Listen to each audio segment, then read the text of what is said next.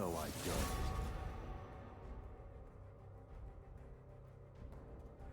The joke's on you!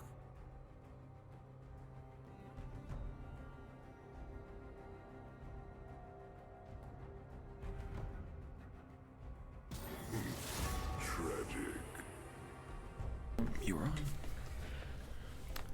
Welcome everybody to the League of Legends Navigator Scion final between Waldorf University Warriors and the Western Colorado University Mountaineers. As we see through this bracket, the 1-2 seed came through. So far this season against Waldorf, the head-to-head between Waldorf and Western has been pretty incredible. They've been 2-2 against each other so far. So 2 wins apiece. One was in the placement rounds before the season started, and then in our one match against each other, Waldorf came ahead with the win and the 1 seed. So this is an opportunity for Western to come back and take over a little bit of that real estate and hopefully win this final. But let's get right into draft. All right, so just a quick look at all the champions that are getting picked. Our top lane matchup is going to be Dr. Mundo versus Ornn. A couple of really beefy tanks, huge front line that's gonna turn into a pretty good brawly lane. Not much is gonna happen early, but you never know. A lot of players in these NECC games want to show off a little bit, so it's usually pretty spicy, fighty lane. In the jungle, we've got Udyr versus Warwick, Clash of the Titans, Battle of the Dogs. It's a great matchup. Udyr actually has a lot of tempo and speed that he can move around the map with, and so does Warwick once his blood scent gets going. As a one trick of Warwick, I'll tell you what, it's nice to see it actually in a competitive game, and hopefully Eamon can do it justice. We look to the mid lane, and this is actually a pick that they picked a couple of games in the best of 3 match, the Corki. For Waldorf. It was a really great showing. They played very objective focus. That package that he gets every 5 minutes is really great for dragon fights. So I imagine with the early season dragons, this is a really great matchup. Into the Vladimir. Vladimir is Cthulhu's one trick. It's his strongest champion. Not much to say there. I mean, we saw his showing on Lucian and Zoe last week. It's Vladimir's been banned against him pretty much every game he's played. And then we get to the bottom lane. We've got Jhin and Rel versus Vayne and Lulu. On the western side of things, the Vayne and Lulu, that's definitely a scaling lane. It's very safe. It's going to be a really great chance to really mess with a lot of those tanks with the Lulu pick. And then Vayne with her true damage built within her kit is going to be spicy. Vayne is one of the strongest champions in League of Legends right now with roughly a 53% win rate. Going to see some nerfs probably in the future, but for now she's really strong. And then finally, we got that Jhin and Rel combo. Jin's a curious pick here into a pretty tanky team. Jhin doesn't usually do that well into a lot of armor, so I'm surprised that they picked it, but it's a comfort pick for Joe Cool.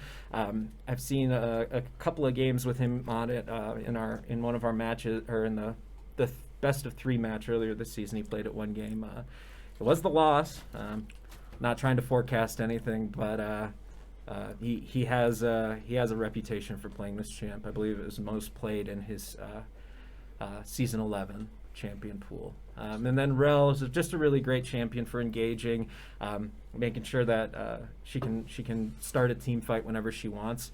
And Straight Shifty, it seems like plays a lot of enchanters, but has played this Rel 2 times in the 4 games that they've played head to head, and won both of those. So it's a good pick for them.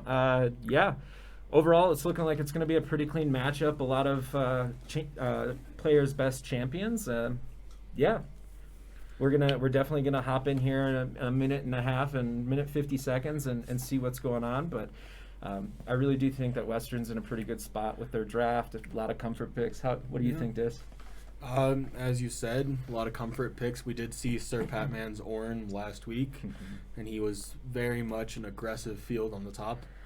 Do you have any idea why Waldorf would let Cthulhu get his comfort pick, one-trick pony? I have no idea at all. They actually banned the Aurelian Soul, which isn't a champion that anybody on the team plays except for Star Wars Geek, who is just he's a one-trick player for Aurelian Soul. It's by far his best champion.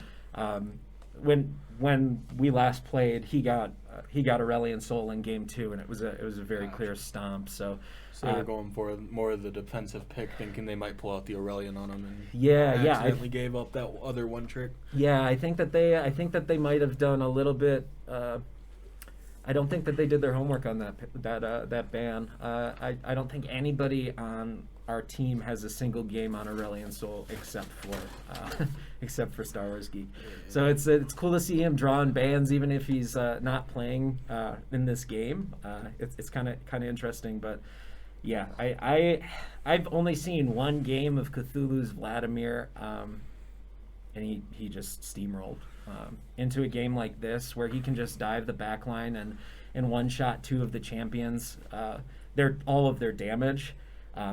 If him and Vayne get a little bit ahead, this game could get ugly fast. But we're gonna hop into the spectate and see what we see.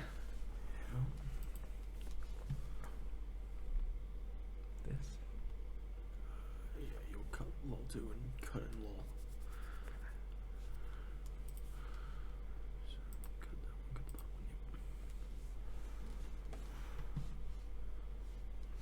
You got a picture soon?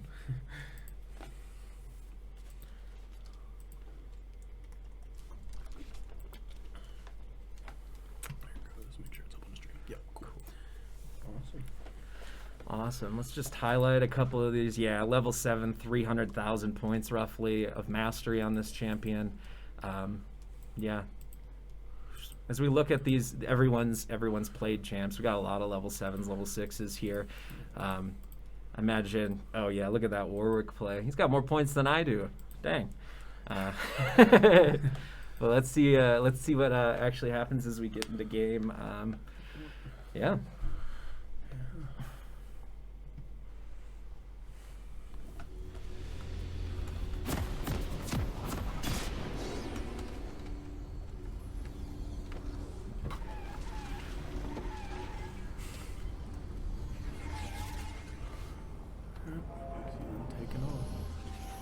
All right. So it's looking like there's going to be a traditional 5-point start or a 4-point start like we saw last week. Just a really safe way to start the game to make sure that your team doesn't get invaded on and you don't lose anything early. Yeah, it's a safest play for the early game to make sure you can get a really good start.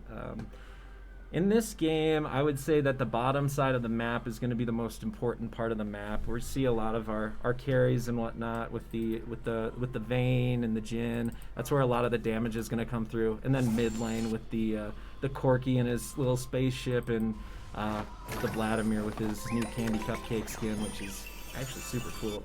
I haven't seen it in game yet until right now. That's awesome. But yeah, we're going to see a lot of damage coming through in the middle of the bot lane.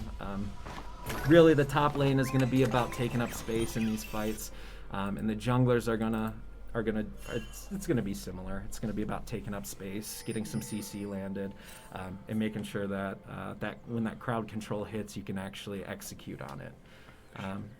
So yeah, we see both junglers starting opposite sides of the map. E-Man here with his red buff start. He's going to be pathing bottom early, which is going to be really good for Warwick right now, just because, yeah, with the new season, Warwick's early free camp start is just a little better than a lot of champs. He's just strong into a lot of the 1v1 jungle matchups, so yeah, we're seeing him. It looks like the same thing's happening top lane. He's just going to do a quick 3 camp. We can see a couple of really early ganks here. We see that the Udyr is a little bit ahead in tempo on that and getting up to that top side of the map. Patman takes a little bit of a bad trade here. Oh, and he gets it back there, so it's about even. We could see some action up here in a couple of seconds with this with this Udyr pathing in the top direction. We see Cthulhu getting level 2, and it looks like he's just going to farm up. This champion's really good in the late game. And yeah, it looks like we got the Udyr actually pathing towards top right now. This could be a really early good gank opportunity for him. And he gets spotted by the ward last second. Did Pat see that? That's going to be a question of the ages, I guess. And he should get out here. Oh, yep, good dodge on the stun there and the flash out. Almost gets the kill there with that extra turret shot. It would have been enough. Good for Patman to stay alive there. It looks like a quick repeat gank here could happen. Or, Udyr's just invading. So yeah, it's a great chance for him to get a little bit ahead here.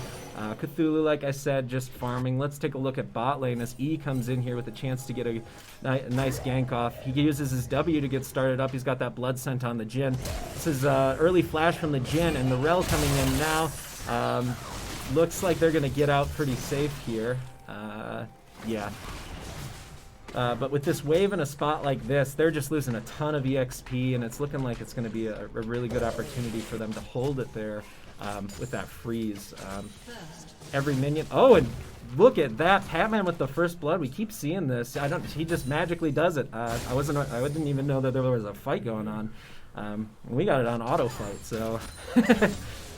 Yeah, I guess that happened quick. Let's take a look at this this Warwick, he's getting a little behind because he's not taking any camps, but if he can find a gank down here bottom with the he's just gonna reset. That's a safe bet. Spend some of the gold and actually get into the game a little bit more. With that early buy from Sir Patman, looks like he got a Bramble Vest. That's gonna help a lot with the healing that we see Mundo getting, so it's a great early pickup, and it's going to help a lot with that healing reduction.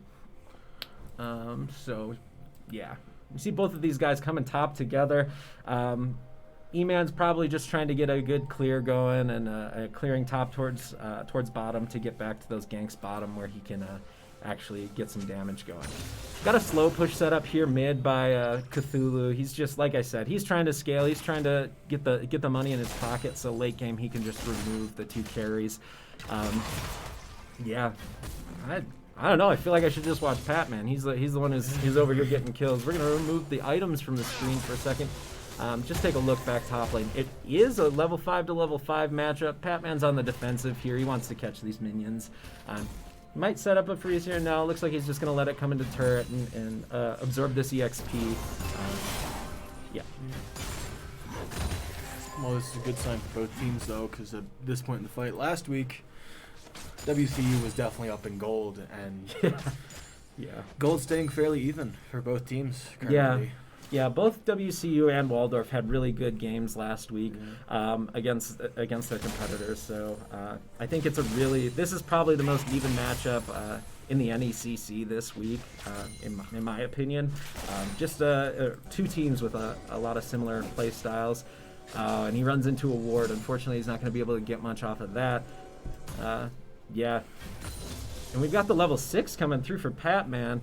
There's a chance for him to slow push this in and look for a dive opportunity if he wants, just with that level 6. Vladimir's in here. He's got his level 6. We're just seeing a scaling game. It's just going to be slow tempo, and then all of a sudden in the middle of this game, it's gonna turn up a little bit. We see a quick Scuttle Crab fight here. E-Man backs off. I'm not sure if he doesn't think he can take this fight, but now that he's down a level, it's looking a little bit more scary for him. He's going to use his spear. And it looks like Patman, and they're both going to go down. That's okay. We're still only down. There's only an 800 gold spread, and like I said before, this is going to be a pretty scaling late game matchup. Likely to see this go for an extended period of time, probably the 35-minute mark or later, so we can actually see some plays coming too from these guys. E-Man is a little bit behind on his farm because of Udyr taking that Scuttle Crab out from under him. That would have pretty much put him back on track to be even, and yeah, so he's taking a quick look, seeing if he can actually make a play down here. It's not looking like anything's gonna happen with their bot lane recalling, so he's gonna go back into his jungle and just start farming up more camps. Let's see this Cthulhu mid matchup. It looks like we might have Corki with package. No, it's just the Corki skin. It looks a little different. Yeah, just an interesting skin. A little bit of a trade coming through there. It's not that big of a deal because Cthulhu's champion has a lot of healing within its kit. Oh, and they're gonna look like they might have to push this wave in. Might be in a bad spot, but Udyr's going for this dragon here. Oh, but they see him. They know he's here. They know he's on it. Cthulhu's not going to be able to make a play on this. They might just give this one. It's not worth it to take a bad fight here and lose the game off of something at 7.5 minutes or 8 minutes into the game. So they just back off. They're going to farm up, try to get to their level 6s, and see what plays they can make as they move on in this game. Udyr's mid. He's just running across the map. He's going to go see his other camps. So a quick trade here again. Top lane, Patman in this 1v1 is just going off. It might be a good idea for them to transition into playing some more topside. If Patman's able to win this 1v1 so hard, getting him fed is really going to make it impossible for their team to have enough damage. Corki's a very strong, high damage champion and has a good damage split, but I would honestly be worried for if I was Waldorf in a case where Ornn gets ahead. They don't have enough damage to really break through that champion. Once again, we see the Scuttle Crab fight, and E-Man decides to just let it go, gives it to Waldorf, and that Udyr is going to take that reset and see what they can find on the map. It's going to be a pretty late level 6 here for E-Man. Fortunately, that Warwick is pretty dependent on getting something to happen early. Yeah, so he's kind of waiting on that level 6 now. He's probably just going to go use it bot lane or something and make a play happen. This is a pretty good opportunity for him to just take a clear and reset. Should have some gold sitting in his pocket. Yeah, we see another 800 or so gold. He should be looking to get his Tiamat or even his another piece of his Divine Thunderer as he moves forward in this game. Just a quick look at bottom lane. Looks like it's pretty even. The wave's going back to the middle of the lane. Yeah, farming in this game, it's very even. The top lane with Ornn getting that kill earlier and Mundo not having one, it's probably pretty even in gold. We can just take a look at that directly. Yeah, we got roughly the same gold. 200 off, 200 down with that Mundo. Big lead in the jungle with that Udyr getting one of those kills earlier and the assist and a couple of Scuttle Crabs. Udyr's just a really good champ at taking a lot of things on the map and not giving much away. But yeah, bot lane roughly even. You know, we're seeing a pretty even scaling game. Like I said, that eventually it'll open up a little bit more. Seems like we have a lot of people pushing top lane possibly. Nope, they're just sticking mid. Cthulhu's still farming that XP. Definitely banking off some of these free bot kills. Yeah, looks like they're gonna just take this rift and run straight bottom. There was a fight bot lane. It looks like Warwick used his ultimate, missed, and they just got away from it. That's okay. It's a not a big deal for those to miss every once in a while. It just it leads to going on the top lane though. Yeah, it looks like they're going pretty even. That's Yeah. getting under turret. Not much is going to happen there. With these waves coming back to the middle of the lane, it looks like there could be something happening here with this Vladimir. It looks like he was trying to make a play.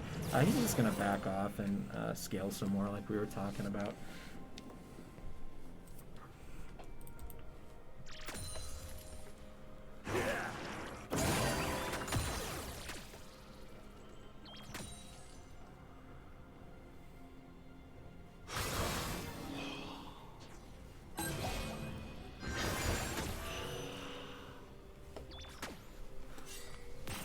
We've got the Warwick coming bottom lane. Doesn't look like much is going to happen there because they did have a pink ward. He's probably just going to help them push this wave out and get a good recall off. I don't see much happening here. It's not a really good fight window here for them. Cthulhu is coming in here. He's going to clear this CS. Hopefully get that next wave pretty quick and push in. See the Corki back at base. Doesn't look like he's got a package up right now.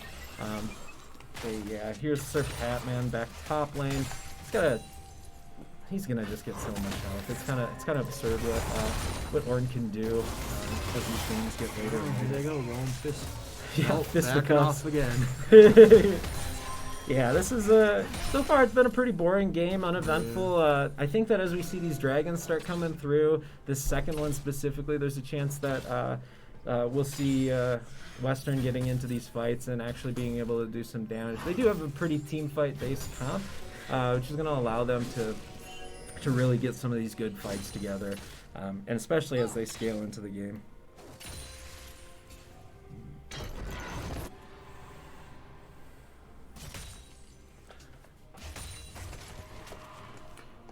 Still going back and forth in the top lane. Not much happening up there still. Yeah, this is a boring game, but it's the reality of these two teams coming together in the finals. They're going to take it slow. They're going to try to play very methodical.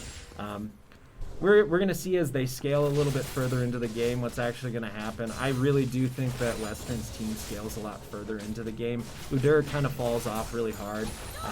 With this polymorph here and just this runaway. Oh, they decide not to take that fight, and that's okay. They're just going to back off. They got a couple of ults out of us, so it's a good chance that he's going to place this and then go straight to Dragon in hopes to actually get this this Rift Herald secured, or this plating secured and the Dragon as well. So this is a smart play by Waldorf to make sure that they can get as much out of these two objectives as possible. Warwick's still farming up a little bit. We see this quick gank opportunity. No, it's not going to happen. Warwick's going to take another camp or two and clear some stuff out. There's a fight over this ward. Looks like everyone's getting a little bit of extra gold there. Udyr going back to top side, clearing that scuttle.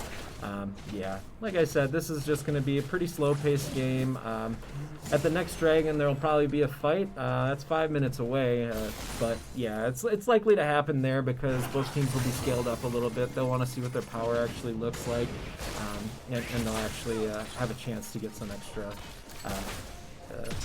A lot of extra for Waldorf. If they get that third dragon, they'll have a pretty safe hold on the game. They get that first turret right there after using that Rift Herald bottom. We got a fight here between Cthulhu and Wazah. It doesn't look like it's going to turn into anything. Yeah, like I said, this is just everyone's farming up. Yeah, it's going to be this for a while. We got that.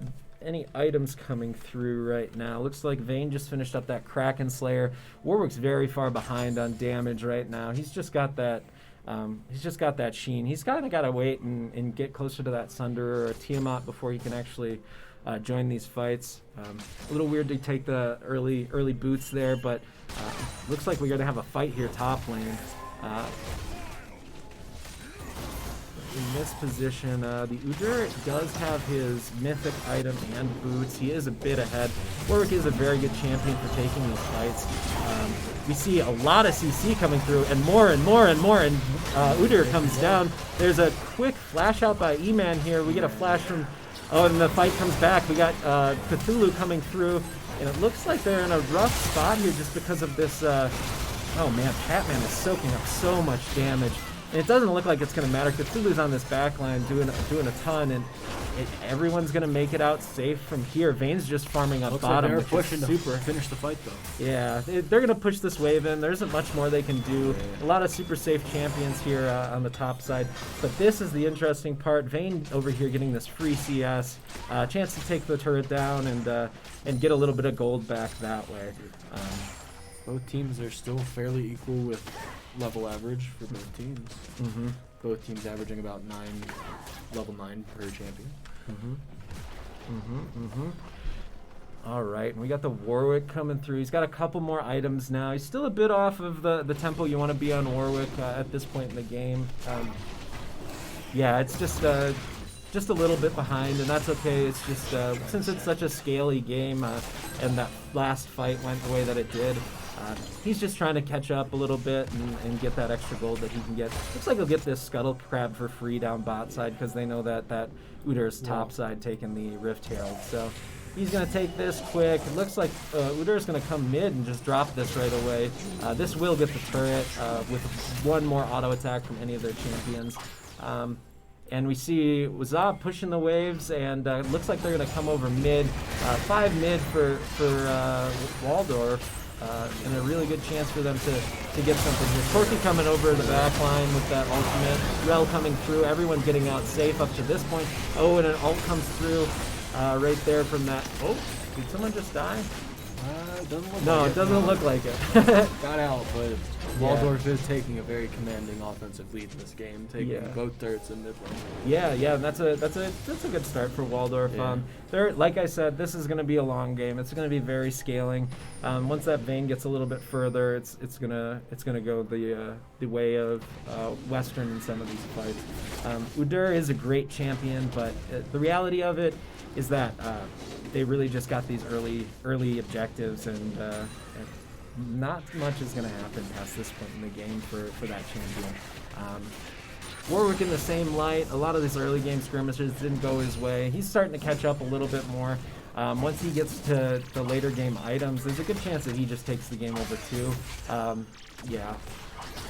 And as we looked at Cthulhu before, like I said, he's playing this game safe. He knows that if we get to 35 or 40 minutes, his champion will delete 2 of their champions. So he's not worried about this at all, this slower tempo game. He's not worried about losing some of these fights right now. He's trying to figure out a way to get the later game fights won.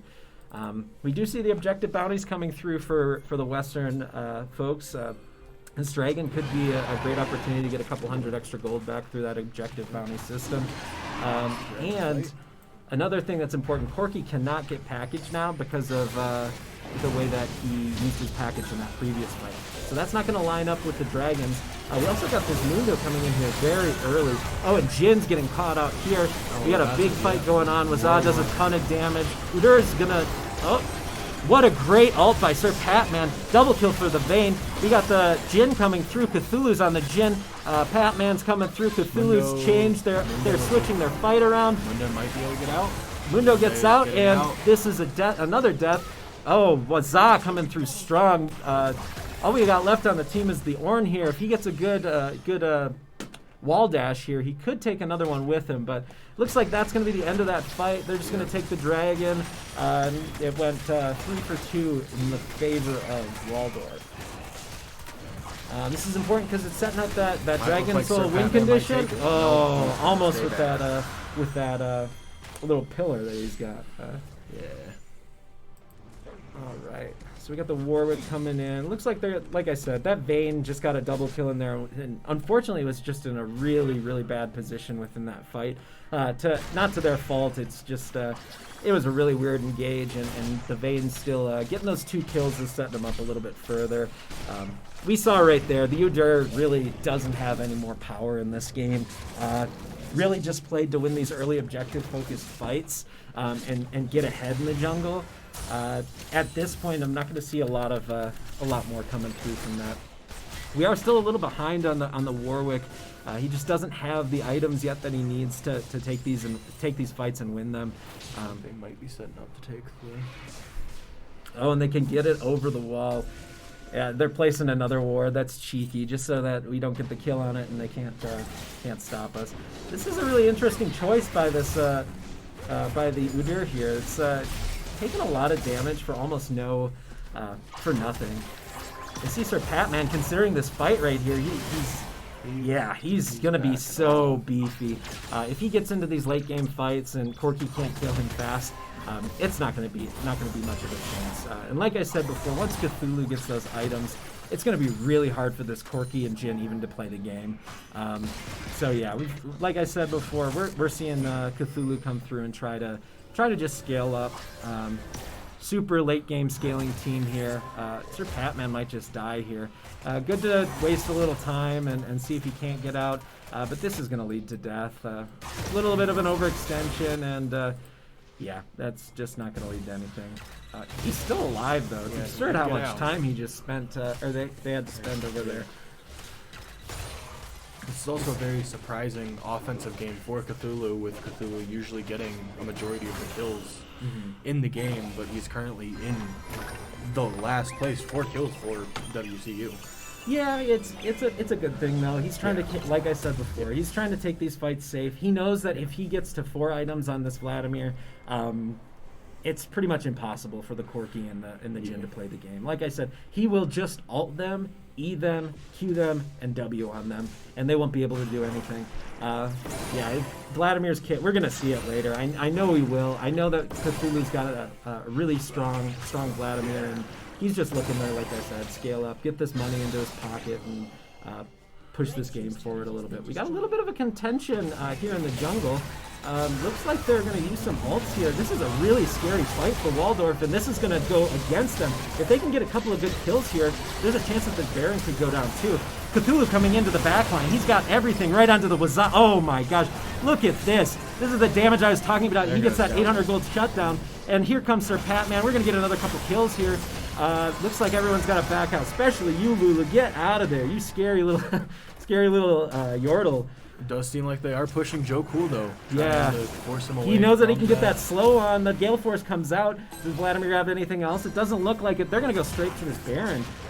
Risky, but smart play here. They're going to have a pretty good amount of time on those death timers and no teleports except for the Corki. If they can take this fast with Frozen, there's a good chance that this is a game-changing play. We got to see if they can actually get the damage out, because if they can't, they're going to be in a rough spot.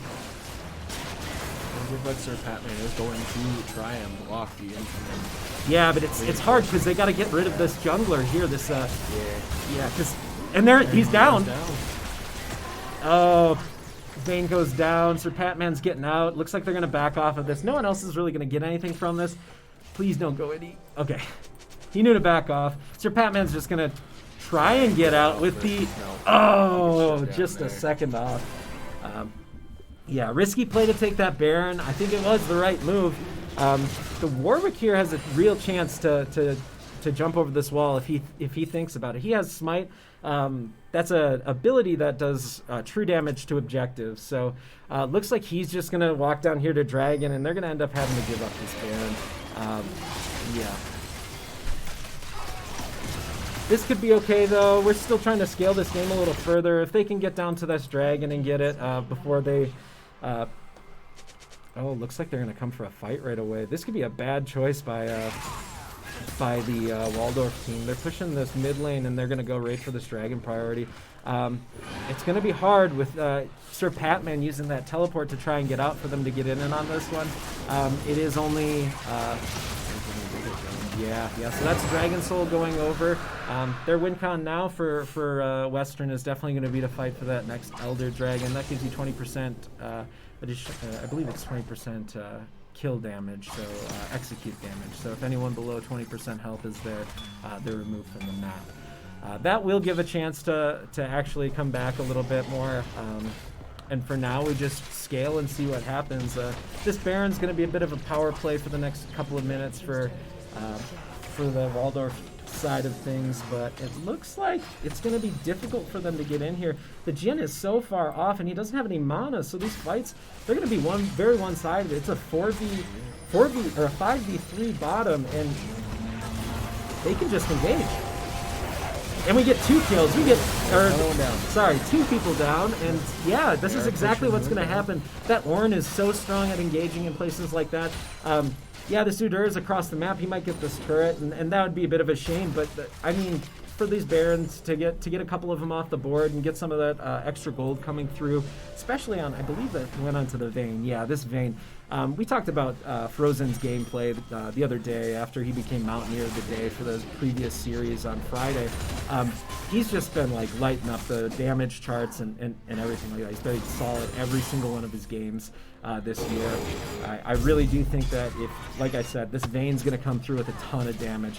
We're seeing these objective bounties get picked up. An extra, you know, we're 1,000. WCU. We're 1,000 gold closer. That's a good thing. So it's 47,000 to 42,000 roughly, and we're going to see, yeah, a lot of this game now is going to be hard for Waldorf to actually close out. They have those 3 very tanky champs that really don't have a lot of mobility.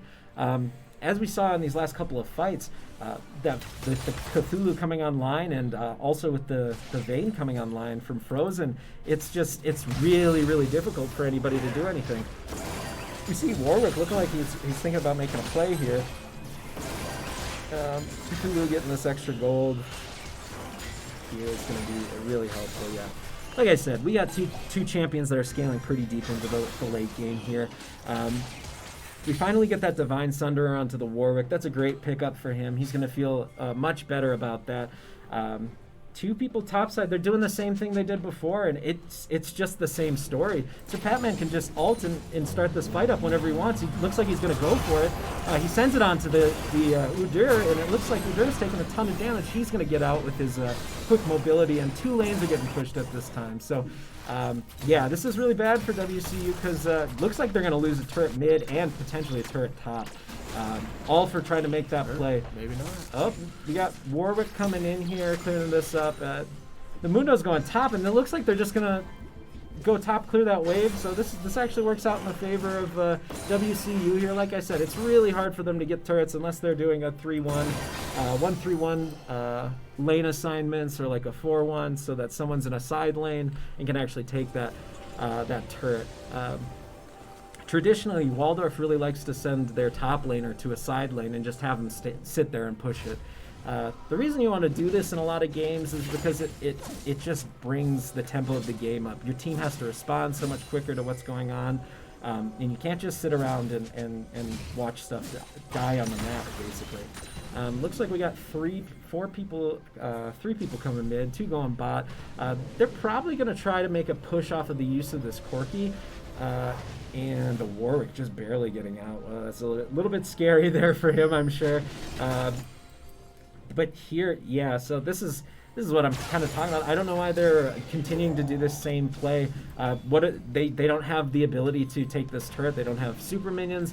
The Ornn ult's going to be back up already. Yeah, they're just going to collect this wave, and this is actually working out really well in WCU's favor. They're going to have the chance to just push this game out a little further and scale further ahead. We can take a look at the items. The Vayne is currently at 4 items, has that stopwatch for the next fight. What in the world is this Corki doing? He just steps there and he uses his ult or his the package to try and get a little bit of damage and push going there, but it's to no avail. That's a really good opportunity for WCU. Yeah, something like this to come through, and the ulti misses. So it looks like we're going to slow down this a little bit, and not much is going to happen here. Udyr is a little bit off to the side, so it's kind of weird. Udyr at this point in the game just feels bad. Unfortunately, so they're going to push out their waves, probably get Patman top or Cthulhu top, and then set up for this Dragon Soul, or this Elder Dragon spawn. Elder Dragon is the strongest objective in the game. It will make it so you, like I said, you only have to take off 80% of the health of the enemy champion. The other 20%, if they're below it, is an automatic execute, so your champion's just deleted from Sunrise Rift. Either team gets this objective, they're going to be in a really great spot. You see Sir Patman doing a little bit of an overextension here. There's 4 people coming towards him, and he's got a backup. He's going the wrong way. Yeah. Yeah, so we see him. He's backing up. It does look like they are going for the Baron over the Dragon. Yeah, this is definitely an interesting call. I mean, Elder Dragon is a much better objective, and they're not going to be able to burn down this Baron fast enough to get to both. We see the Ornn coming through and potentially looking to do something here, but Ornn might try and stall the fight just a little bit time. Yeah, they're coming across. Is there enough time, though? He's going to have to reset. The Warwick's going to have to look for a really cheeky play here. If they try to do anything, it could get really scary. They get the Elder Dragon. This is going to be a scary fight either way, though. A lot of damage coming through from Cthulhu. Vayne coming through, gets a couple of kills. Unfortunately, Cthulhu's not going to be able to take down all 4 of these guys. Looks like a little bit of a misstep going for that Baron instead of the Dragon, and it looks like this could be the end of the game here with that. Well, there's no waves yet, so there's a chance that we could be playing through here a little bit longer. Mundo might be able to one-shot this. Nope, because they have the damage there, or damage reduction on those turrets. So looks like we're going to see a pretty... we might see some people coming back online, but with that Elder Drag, yeah. Now, this should be the end here for them. Yeah. It's going to come down. All right, and that looks like it's going to be a first game going to Waldorf. Good try by WCU. We had a really good couple of picks there and chances to win, but yeah, that last play going for the Baron instead of the Dragon definitely hurt him.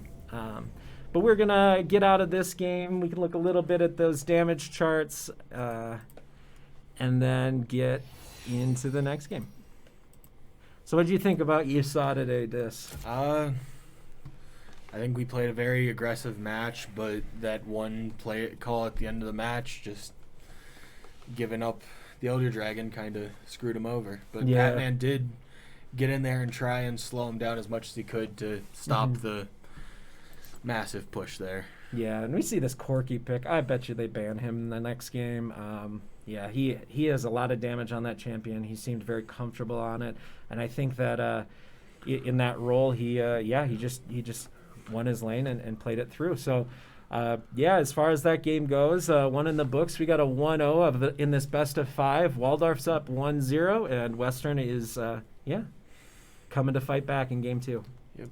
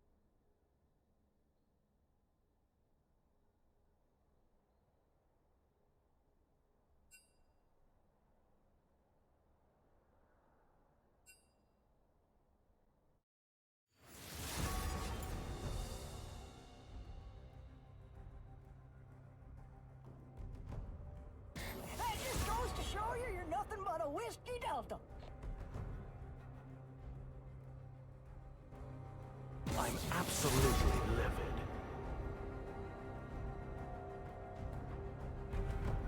The joke's on you!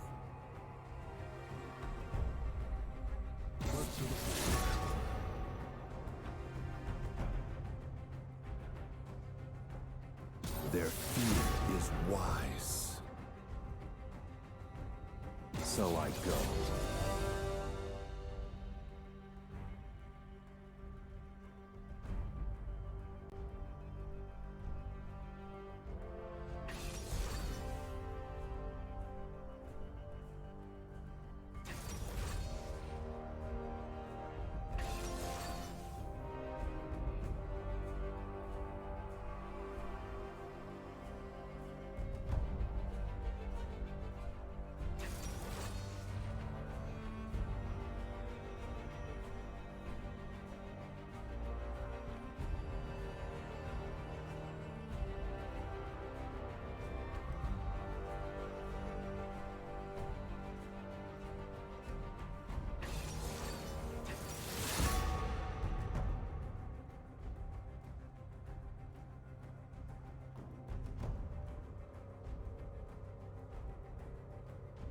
Think what I could offer.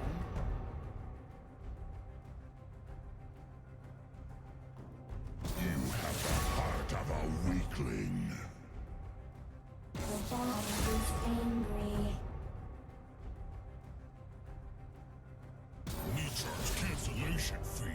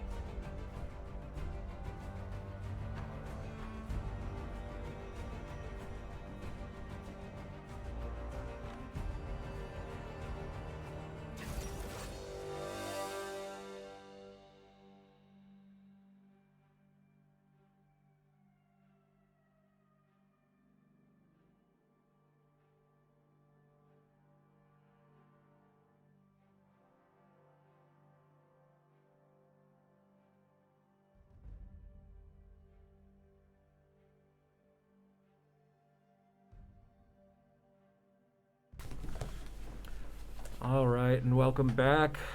Just getting into the draft here. Yeah, after the beginning of the series going in the favor of Waldorf, they're 1-up. Now Western trying to get that fight back in game 2. This is a best of 5 series, so we could be here for a while. It honestly seemed like Western knew exactly what they wanted to do that last game, just scale up and make sure that their game came through the way they wanted it to. Unfortunately, at the end, it just came down to just that one decision of taking the Baron over the Dragon. I don't think they'll make that mistake again, just because. Yeah, it was the one that cost the game. They had finally scaled up, and they had been winning the fights up to that point. That later half of the game, we saw them catching up on kills and whatnot. So, yeah, I think you're going to see a little bit more of an aggressive game based on this draft and the way that Western likes to play. We got the Malphite Nasus matchup top lane, and it's probably going to be a little bit even. Nasus is going to scale into that mid game and a little bit further. So it could be a little bit difficult for the Malphite to actually get any kills in this matchup, but that's not what Malphite's trying to do. He's trying to get tanky. He's trying to get strong. He's trying to have enough armor that Nasus Qs him and it doesn't do any damage. It's a really great pick into this game because of the 3 AD champions coming through for Waldorf with the Nasus, Graves, and Misfortune. The jungle game is going to be a little bit different this game. So the Graves with the really fast farming and a lot of really good fighting mechanics is going to win the early game a little bit. But if I can just find some plays and some of those ganks to come through, be a little bit more aggressive than E-Man was in the last game, and find some of those kills on the map, she's going to be at a better spot. E-Man went off on Vi last week, so this could be a really great redemption game for him as I see in the chat, the comeback starts here. So I like to hear that from all of y'all. Yeah, just moving it down a little further. The flex pick of the Lucian into the mid lane. We saw Cthulhu's Lucian last week again. He's just been electric on it this season. I think that that matchup between Lucian and Victor is going to be very Lucian favored early, and if he can be oppressive and get a couple of those early kills, it's a good chance that they start off pretty far ahead in that mid lane. And then also that very aggressive early bot lane to try and pressure a little bit more than they could last game with that scaling comp. Looks like a complete switch of roles, with the scaling comp on the side of Waldorf this time and the very aggressive, strong WCU early game. So we're going to see how that plays out here in 40 seconds as we get into game. Other than that, you got anything to say, Dis? Anything you see? We do, as you already had mentioned, we do see E-Man coming back with the Vi, Cthulhu coming back with the Lucian, and Frozen coming back with his Syndra, which all three were major oppressive forces last week against Nebraska, Concordia. Yeah, exactly. And it should not be overlooked. A Whole Lot of Hook's name, there's a reason why he's called Whole Lot of Hook on this Nautilus. I honestly think of everybody, like his Nautilus is by far his best champ in my opinion. We did see his Nautilus last week as well. Yeah, Yes. and he lit it up with That's that what I thought. game. So, and now we'll jump in.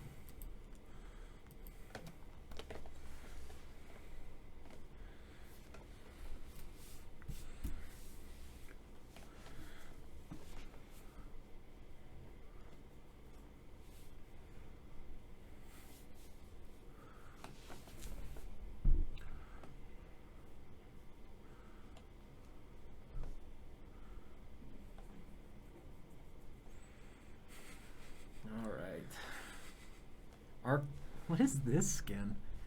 Arcana Lucian? Huh. I don't know. You'd think that if I played this game for 10 years, I'd actually know what champions have what skins. But hey, how about that? So looks like we got a good... Oh, I love that Graves skin too. That's fun. Yeah, there they are, flexing that mastery. I do that every game too, as I'm flying off the summer as well. I think it's important to remind yourself how good you are at the champion you're playing. Remember why you're here. Yeah, it looks like we're going to see a little bit of an invade opportunity here. The Victor's out a little bit here, and they're coming around with a pretty good... Are they going to... Oh, and they get Wazah early. They're going It looks like this is a... Yep, and Lucian gets that first blood, that 400 gold. The best start that you can get on Lucian is starting that game with an extra dagger. Longsword. As far as that goes, it's just so oppressive to have an extra longsword. There's no other item in the game with First Blood that's as strong as that, because that AP item costing just over 400 gold, you can't really do much with that. So that early kill is going to set Western up for a really good mid lane opportunity to play through that middle and bot lane again, and hopefully get some more of those dragons, a little bit more of that control with the wave push. Yeah, it's looking good as a start for Western. We do see NASA somewhat pushing that top lane with no contesting from Batman yet. Yeah, with no minions being there yet, he's Yeah. just standing around. He's just chilling. I don't know why he's not dancing. Shoot, Batman with the walk up here. Looks like both junglers are starting bottom side, going to be pathing towards top. This is a good idea for the Graves. He's gonna do his thing and move up on this. Just farm for level 4. Vi here is probably gonna go for an early gank top side with that chance at a 3 camp here. I hope he just goes straight to that blue buff, but we'll see what happens there. Really great opportunity for bot lane early here this game. Nautilus instead gives them a lot more agency to start fights, whereas in the previous game they really didn't have that chance. Looks like the level 2 fight goes in the favor of WCU. They got a chance here to look for a kill. Nautilus gets the hook on Misfortune. There's a stun that comes through as well. This is going to push them off the wave, and a ton of damage coming through like that. They can just slow push this and look for other kill opportunities. Great little trades here from the Syndra. Looks like they're going to move forward on this and potentially look for more of a fight opportunity here, a fight angle. The Lucian fight in the middle lane as well. They do seem to No, there's a Garmin up still. Yeah, but you can see that half health on that Yeah. that Victor. This is and we got a kill opportunity here bot lane. It looks like the stun misses from Frozen, but great hook again by Nautilus. I think we're right here in a second. We're gonna see a fight coming across between Graves, Nasus, and Malphite. That early ward coming down from Nasus is going to make it really, really difficult. Vi doesn't know that both of them are here. He's got to back out. This could get real scary. He sees that. He knows he's just going to go back, farm some of his camps, and look for other stuff. He's got lane priority, bot lane, and mid lane. Looks like Lucian could get ganked here with this Graves coming in. But we're going to see what actually plays out. Lucian's going to be safe. It's a very mobile champion. Yeah, he knows his champ. He knows he's good to go. Vi looking for a cheeky little walk into this bush. There's a chance in 9 seconds they could fight this. Oh, and it looks like they're coming up mid. There's a ton of CC going onto this Graves. He's got to back off. Another fight coming out top. The Vi coming through, gets the Q. Nasus is getting pretty low here. Looks like Vi with the kill opportunity. There you go. Another kill coming through. E-Man with that great Vi play.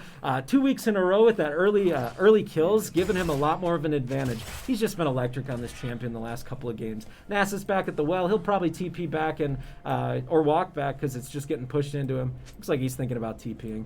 And Vi here is just going to reset. Graves comes in for a little opportunity here mid. Not much is going to happen here. Cthulhu, he's just going to farm this wave. Let the Graves stand in his face. Clear it out, and once he's got it cleared out, he's just going to reset.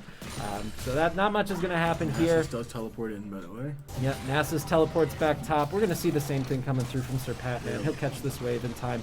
This is a really difficult spot for him, though. He's got 2 waves stacked up, so all his minions are killing all of the other minions. This is a slow push play for him, but unfortunately, he's got to be ready to TP forward or he's going to lose a ton of EXP. We already see with that early gank coming through from Vi and all that time spent top, we see Graves getting a couple levels ahead. This is what happens with this champion. He just can do too much. Yeah. Seeing the wave getting pushed in here. Malphite's going to have the opportunity here. Looks like Vi gets spotted on a ward there. She's going to probably start clearing, trying to get up to level 6 as soon as possible. Probably head down here bottom. Looks like a really great opportunity for a gank, but getting spotted on that ward, they know she's coming. Yeah. And it looks like Victor's coming in here to be a little cheeky. Vi's going to back off, and looks like she's going to head towards top side. Oh, nope, coming back down and around. This is a good play by the Vi. It's a great kill opportunity here with this wave being pushed in. That in mind, this Graves is definitely going to take these camps and look to invade top side. He knows that the camps aren't up, so... and we go a little wide here along with that Nautilus hook, and that's okay. We're gonna see, like I said, not much happening here. The Vi could look to take this dragon early, but it doesn't look like they're gonna look for that. She's going for it. Oh, she's going for it. This is a great play by E-Man. I think they know that. Oh, and Patman gets a kill up top. Looks like he might have to ult out. Oh, the Graves damage doesn't come through. Let's see if he actually wants to fight this. He's got those minions in that wave. There's a good chance he could actually win with his already having block. They're going to get this dragon bot. And yeah, looks like a good start from Western with this much more aggressive comp. Cthulhu getting half health off of that Victor, and he's gonna play this slow. Look for Victor to take one misstep, and he can all in him here mid. I might not even leave this this vision because I have I have a good idea of what he's gonna try to make happen. Yeah. This is definitely the Western we saw last week with their very offensive comp. Yeah, Already definitely. up 3 kills and almost 1,000 gold. Yeah.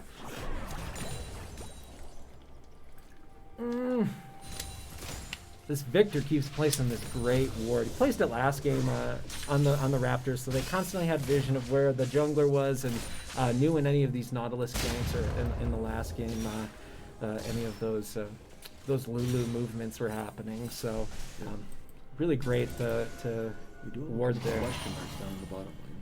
Yeah, the missing bottom lane catches Western off guard. They're just going to kind of slow push this, though. Play it slow, hopefully get their level 6 before the other team does, and make something happen at that point.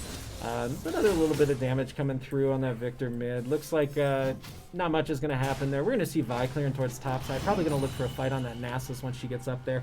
And then maybe a Rift Herald play. Both junglers will be moving up to that same direction. So with the Syndra being level 6 and the other team not having a level 6 yet, there's a good chance that this could lead to something. But yeah, it looks like they're just going to play it slow. They're auto-pushing the bot lane again. They had a chance to freeze there. They chose not to. Not sure if that was the right call by them, just because they're kind of having a rough time here right now. So we see the ward coming through top lane. Graves has a little bit more speed coming up here. And then Vi finally has ultimate. So that's going to put them in a really great spot. Vi with ultimate and Malphite with ultimate. If they try to fight this, there's a good chance that Graves just gets removed from the fight. So it looks like something could happen here. Bot lane, a little bit of a fight going on. Syndra's coming through, gets the stun. Hooked by Nautilus is coming through as well. A little bit more damage. That rel is very low. This isn't a fight that they want to take, actually, from Waldorf's side of things, because they're a little bit further behind than in that sense. Sir Patman gets this push going. He's walking right into this Graves. This is what this Nautilus and Graves wanted to see. He's moving pretty slow. Vi's coming up, though. There's a good chance here. If the double ult comes through, the kill coming in onto the Graves, it looks like, with that ultimate coming through on Vi. And there goes Graves. They're going to slowly walk away from this. Cthulhu coming in. There's a chance at a kill here, too. And another one goes down. Cthulhu starts off the game 2-0, Vi 2-0. And the top side of the map for WCU is just taking this game over. Immediately taking out that Rift Herald as well. Yeah, that Rift Herald's going to give a chance to get some more of those turret plates early. Really sets them apart. We see a totally different game here from WCU. That Vi pick by E-Man is the first champion I ever saw him play. He was actually playing against me on Vi. In the end of that game, he had a little bit more troubles because of just the team comps and whatnot, but this Vi he has is so good. He always knows when he wants to fight. Oh, we got a fight going on here mid. Looks like the Victor's winning this one a little bit. If he doesn't get out, yep, there we go. The flash out, that's going to be safety. Looks like we're going to see the Lucian recalling and just walking back to lane. Vi's walking towards bottom lane. I don't know if they think they have a kill opportunity here or what. Looks like they're probably just prepping up for those dragons, which should be coming back here in a little bit, trying to get a little bit more of that pressure and get bottom lane some more of this gold. Bottom lane has been strong and steady this game so far, and it looks like a really great chance for... Oh, and Graves is counter jungling a camp here. He's going to leave one little raptor for Vi to take later. Yeah. So we see the wave getting pushed. Vi's not going to really have a play here for a couple minutes. She's just staying there for support. She knew Graves was bottom side. Great play just to help cover. We're going to see a really great opportunity for them to push out their waves and get this dragon, though, with so much more priority this game than last game. Patman just this is not a fun matchup for Nasus now. The playing through Patman has absolutely shut down this Nasus. He's 0-3 with 59 CS. It's a rough spot to be in for Nasus. He's just getting walked off the wave. Patman with the right call here takes about a fifth of his health with each one of those Qs in the Comet. So good little stun there coming in bot lane. And it looks like they're looking for complete dragon priority. They see the Graves coming through here. There's a chance. Oh, he doesn't know that he's walking into the Victor, though, so this could get a little scary. Western coming through. Does get it through, but Vi with the... He's going to take this 1v1. It looks like it's going to go Vi favored because Vi has ulti. Oh, there we go with that flash out. Looks like they're just going to take this dragon and be safe. Not much of a contest is possible for Waldorf in this game on this dragon. No matter what, they still have the ultimates coming top lane or the teleports coming from top lane if something needed to happen. So Waldorf, the smart decision, just take the waves and back off. All right. Vi does take down the... Yep. So up 2-0 in Dragons. Looks like Vi's going to come down here right away. Take a second to stay back. If we get Nautilus ult on someone, it looks like Nautilus' ult. Yeah, Nautilus' ult is still up. So it looks like that's a really great opportunity for them to actually get a kill here, or just go for this bottom turret. They know that they backed off as soon as this wave comes. Yep, they know that they backed off. Looks like E-Man's just going to take the Scuttle Crab. Maybe take it to mid, his Rift Herald, so that he can get some more of that, the turret gold before the 14-minute mark. And Graves is coming down here just to cover this wave. Not much else he can do right now. He could take his camps topside, but that's just, it's not. Yeah, he hasn't really had as much of an impact this game on the Graves rather than the Udyr. I can't remember, it was Tracio. He's really good at playing those high impact early game champions. He's really good at skirmishing. He's been playing a ton with the Predator rune from what I've seen, and it really is working in his favor in his solo queue games and his team games outside of this. So seeing that WCU decided to ban that this game, definitely a better opportunity for them to move forward, to keep him off of those high mobility champions. And it looks like they're just gonna oppress this even more. Vi's coming top. The Malphite ult goes through. Lucian already has the kill. This is just death on death on death. They're gonna take this turret here, try to get as many turret plates as possible. And there goes the Rift Herald. And looks like we're going to clear this turret at 14 minutes roughly. Get that full turret plating, full turret gold. Looks like we're going to miss one plate, but that's okay. First turret gold is enough. Yeah, that turret goes down. They're going to take this next wave, make sure that pushes in. Malphite TP's back mid to cover that wave and make sure that they're getting as much gold as possible. There's a chance at a kill here. Looks like they're going in bottom. That stun coming through from Syndra with a slow, with an ult. It looks like a ton of damage is coming through. Oh my gosh, it's so close. She makes it out with, 20 health. You hate to see it, but that little bit of damage is it's basically going to keep them out of this. Oh, they go for the play, and this is looking like it's going to go south for WCU Law. They tried to make something further happen. Didn't count on where the Graves was.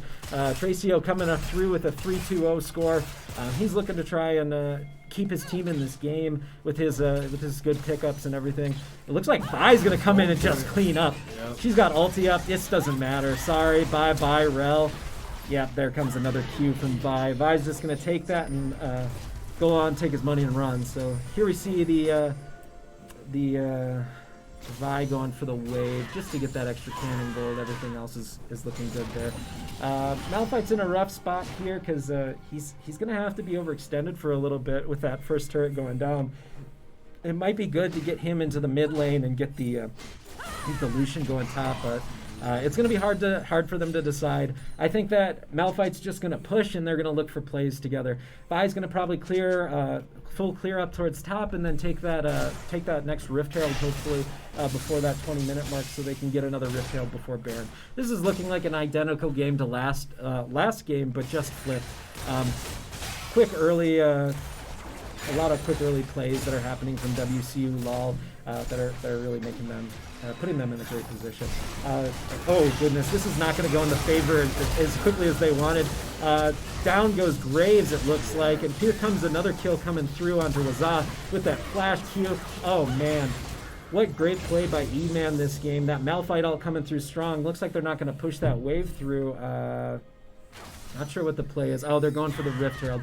This is a good play. It does give them a little bit more of an opportunity on the map.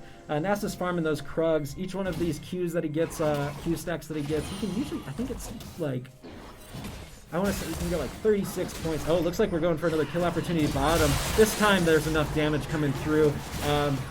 No chance for this Rel unless she flashes out. Oh goodness, and the Q just barely misses from the Nautilus. The slow comes through though, the stun comes through. Another Q, another stun, another slow, and that's a death coming through. Syndra coming up strong on that one. A little bit more damage this time, gives them just enough to make it through that fight. Syndra coming through at 2-1-1. A lot of great plays coming through. Vi's got that Rift Herald now. Looks like she's just gonna, where's she going? They might be going for Dragon, because Dragon is spawning soon. Yeah, Dragon's coming up in 10 to 15 seconds. Looks like they're just going to have her go straight to that. Now she's going to take a couple of the... Oh, psych! They're going straight for it. They stay on the inside of this wall. They have a really good... Oh, back off, Vi. You don't need none of that. You don't need that shutdown gold going through. Graves is coming in. They might have to give this Dragon just because of not having people on the map. the right spots right now, and that's okay. The bigger risk would be trying to take this fight rather than just letting them have that one. Good call by Western to just let them have that and just play the slightly slower game, but yeah, stay alive. Vi wasn't able to buy him between that last couple of kills and assists. Yeah, so she's sitting on 1,500 gold with that fresh Graves coming in with the fresh items. So yeah, great choice by them just to play it a little bit slower. Rel is a bit underleveled here as well, with only being level 8 compared to almost our entire team being level 11. Yeah, looks like they're going to get this mid lane turret here. They're tailed out. Yeah, and if they try to defend this is actually going to leave them in a pretty rough spot. They're just going to look to try and get this second charge come through. This might come through from Graves. That's a little bit of a little baby victory there, taking some of that extra away. This is a big play, though, by WCU, getting this mid lane turret down. That means they have so much more access to these sides of the map. They'll be able to walk into the jungle and actually make plays. Looks like people got a little close together there, a couple of heads bopping on the mini-map, but nothing really happening. We're just going to see the Malphite running back top, Syndra catching waves bottom. It looks like Lucian's starting to catch all of the farm that he can. Cthulhu's Lucian, like we've been saying, it gets pretty heated, pretty electric as he gets more scaled into the game. So it looks like he's just going to start auto-pushing waves, trying to take camps wherever he can find that gold. Vi's going to go topside here, look for that blue buff and potentially her Gromp, and then look for some more plays on the map. We got Graves up here. He doesn't seem to think he has a kill opportunity here. Into that Malphite, it's going to be hard. Graves with the lethality item, Yomu's, the armor coming through already for the Malphite. It's going to make it really difficult for them to shred through that. And this is what we talked about before the game. It's really difficult for this AD-heavy team to actually do anything to Sir Patman. His Malphite and his Ornn, all of his tank champions have been really good. He knows how to engage, and that's what we love to see from him, is a champion that he's really comfortable engaging on. We see him still just poking out this Nasus and slowly pushing the waves. Vi here catching this mid-wave. I almost missed that cannon. We would not have let him live that one down, but luckily he hits it. Looks like Lucian's coming back to the mid lane, and Vi might be going for a play here. Yeah, Victor, very safe champion. Vi is going around to possibly try and get Nasus on the retreat. Yeah, this Vi walking through here might be good just to like sit in this jungle here. Oh, both of them are about to walk over a ward. Yeah. So they get spotted. Doesn't look like much is going to happen there. We're going to see our next fight, most likely at the Dragon. There's a chance that they could consider doing Baron early here on the WCU side. They are a very heavy damage team, and with these waves getting pushed, yeah. It does look like Malachite is setting up for the Ooh, Baron. close hook there from our whole lot of hook there on that Nautilus. Looks like everyone's kind of bashing heads up here top. Yeah, WCU looking for a chance to get in here somehow. Look, if they get a kill on this Graves, there's a good chance that this means Baron for them. This Graves is just coming, just swirling down and around. Graves is cut off. She doesn't have a chance to go any which way. Looks like Malphite's coming through. The Vi gets in there. The Graves is going to go down here. All that damage comes through. They're instantly turning onto the Baron. 2 people bottom, 1 person mid. Syndra's actually fighting this out, trying to duke it with 2 people. 2v1 here coming bottom. But the play up here top with this Baron coming through, this is going to give WCU a real good chance to get some push on these side waves. Hopefully get that bot tier 1 turret, and then this Dragon. What a great, oh my goodness, that Syndra combo taking half health of each of these champions. Frozen's been just going off all year long, but right here, he is definitely looking for a play where this orb hits one of them. He could go for it here, and if he lands, oh, just barely misses. If he would have landed that, that would have been a serious kill opportunity. Is he going to somewhat retreat here, though, with the 3v1? Yeah, he doesn't. He is actually pushing into it. He's like, this is my wave. I'm taking this. You guys can do whatever you're doing over there. I don't really care. Malphite's coming in. He does have ultimate up. And this here is comes their Cthulhu all back. as well. Yeah, they're just gonna slowly push up this this turret and try to get this quick. Looks like there's a chance at a kill. Oh, that Malphite has so much armor that it would not have surprised me if he just dove that. Yeah, we see oh my gosh, that Warden's mail coming through. Yeah, looks like I accidentally paused the video. Whoops. Graves is coming down here. Oh, Graves getting picked off again. Good night, Graves. Another dragon coming over to Western. And they also have that Baron buff. This will give him a great chance to push a couple of waves. Victor with the smart push here is going to take another wave. Could lead to him being a little bit further in a little bit of a bad spot if he tries to push another wave after this or do some turret damage. Looks like he's going to back off. Does look like we have Nautilus and Vi coming in to also help Cthulhu here. Yeah, they might go for this play. It could lead to a kill, so it's not actually it's not too bad of a play. Looks like they're going to try to run this down. There's a fight going on bottom, and oh my goodness, the deletion. Frozen is a bit out of place here, though. Yeah, it looks like he's going to go down for that play. Oh, Goodness. Tried to get him out of there. Patman's in a rough spot here, taking a ton of damage from that ramped up turret. He's going to just back, and he'll be back to full health. Looks like a fight opportunity here top. Lucian just doing so much damage. That Vi doing so much damage. Nasus goes down, like he says, and looks like an opportunity to just push out this wave, reset some stuff, and really get into another rhythm for this next dragon, and hopefully another quick one by WCU. WCU is up by almost 6k gold here as well. Yeah, these are comparable numbers. 25-minute mark. Yeah, comparable numbers to last game's the gold advantage. I think at the end, Waldorf won by like 8k, and that was after getting that dragon and all those buffs, or all those kills after the dragon. Looks like they're going to drop mid-turret as well. Yeah, mid-tier 2. This is another big play by Western, a power play just to get a little bit more from this. Looks like they'll just back off here. Not really a great opportunity for any plays here for either team. Looks like we're going to probably Does look like we might have a fight down in the bot lane between Syndra and Nautilus. Syndra wants to fight this. He's like, I am so far ahead of you, but it looks like he might go down with this play. Nautilus is going to try to make a hook play here. It's going to be hard to get this kill without a... Oh goodness, and the Vi comes through, gets the kill. Looks like she's going to have a chance to just back off They here. also sent Nasus down there as well from the top Yeah, lane we to get the give some cover. Yeah, the teleport came through. Rel's getting pretty low here. Nautilus, Vi going in on the Nasus. Lucian getting here. Nasus is taking a ton of damage. Rel's going down. The Malphite ult gets 2. Well. Looks like they're going to push this bot lane and take bot tier 2. One person will reset to cover that wave. And we got another good game, or another good set of kills there by Western. Yeah, if they get this bottom tier 2, they will share 600 gold in between these two champions. Looks like they're just going to give it to Sir Patman here. He'll push this. Nope, looks like they're just going to guarantee the kill on the turret. Great play by them so far. Oh, Vi just like trying to hit it with a ham sandwich. Malachi comes in to finish it off. Yeah, that Malphite coming through with that strong slap of the hand. The rock of the turret isn't as strong as the rock of that Malphite. As I said before, he's taken a ton of... Yeah, he just look gets like his... we might bring a fight though to... Oh my gosh, that damage. Goodbye, good night. Misfortune. See you later, Misfortune. This Syndra pick is something that's going to get banned next game for sure.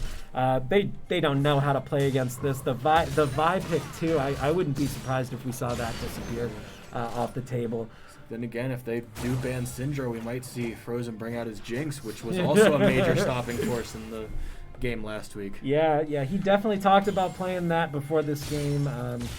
We don't really know what they're going to play next game, but all I can see from here is a lot of comfort, a lot of good feelings here. Syndra's going to pick up this blue buff, be in a really good spot here with all this extra mana regen. With this next dragon coming up soon as Dragon Soul, looks like they're going to start setting up over here. Malphite does have teleport and will sit top. Oh, they looks like they're going to go for a play. Nautilus is all alone here, not much to do. That's okay. That's going to put this all back off point though, which was nice. Yeah, they get that ward cleared out too, which helps a ton.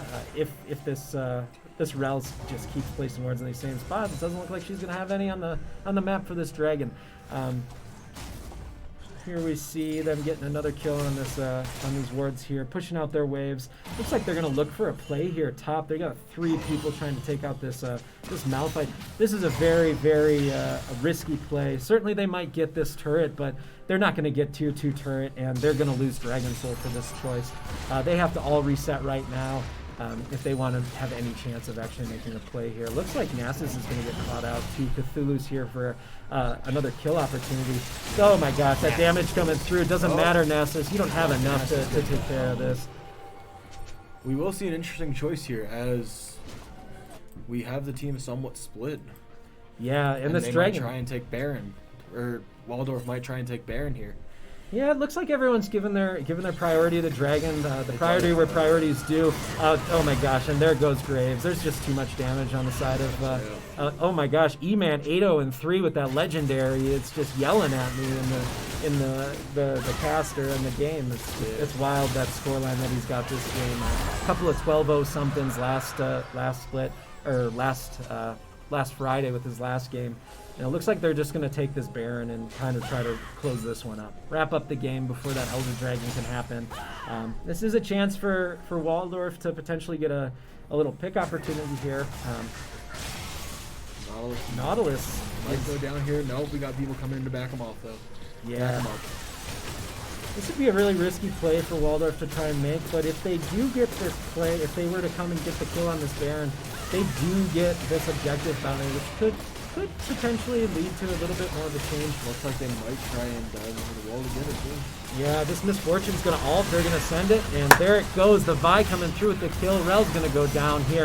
If we see him over the wall, there's a chance that they'll go in for this fight. They're just going to reset, take their money and run, buy a couple of items, and see if they can't close this one out off of next Vi. 10K gold up and almost 20 kills up off of Waldorf WCU. Yeah. Still commanding that lead. Yeah, by the looks of it, we're gonna after this game, if nothing changes here, looks like we're gonna be going into Game 3 with once again a completely even head-to-head matchup between these teams, 3-3 for the season. Honestly, who knows what's going to happen in these last few games? These two teams have been really duking it out. Every single game has come up to just the last second plays.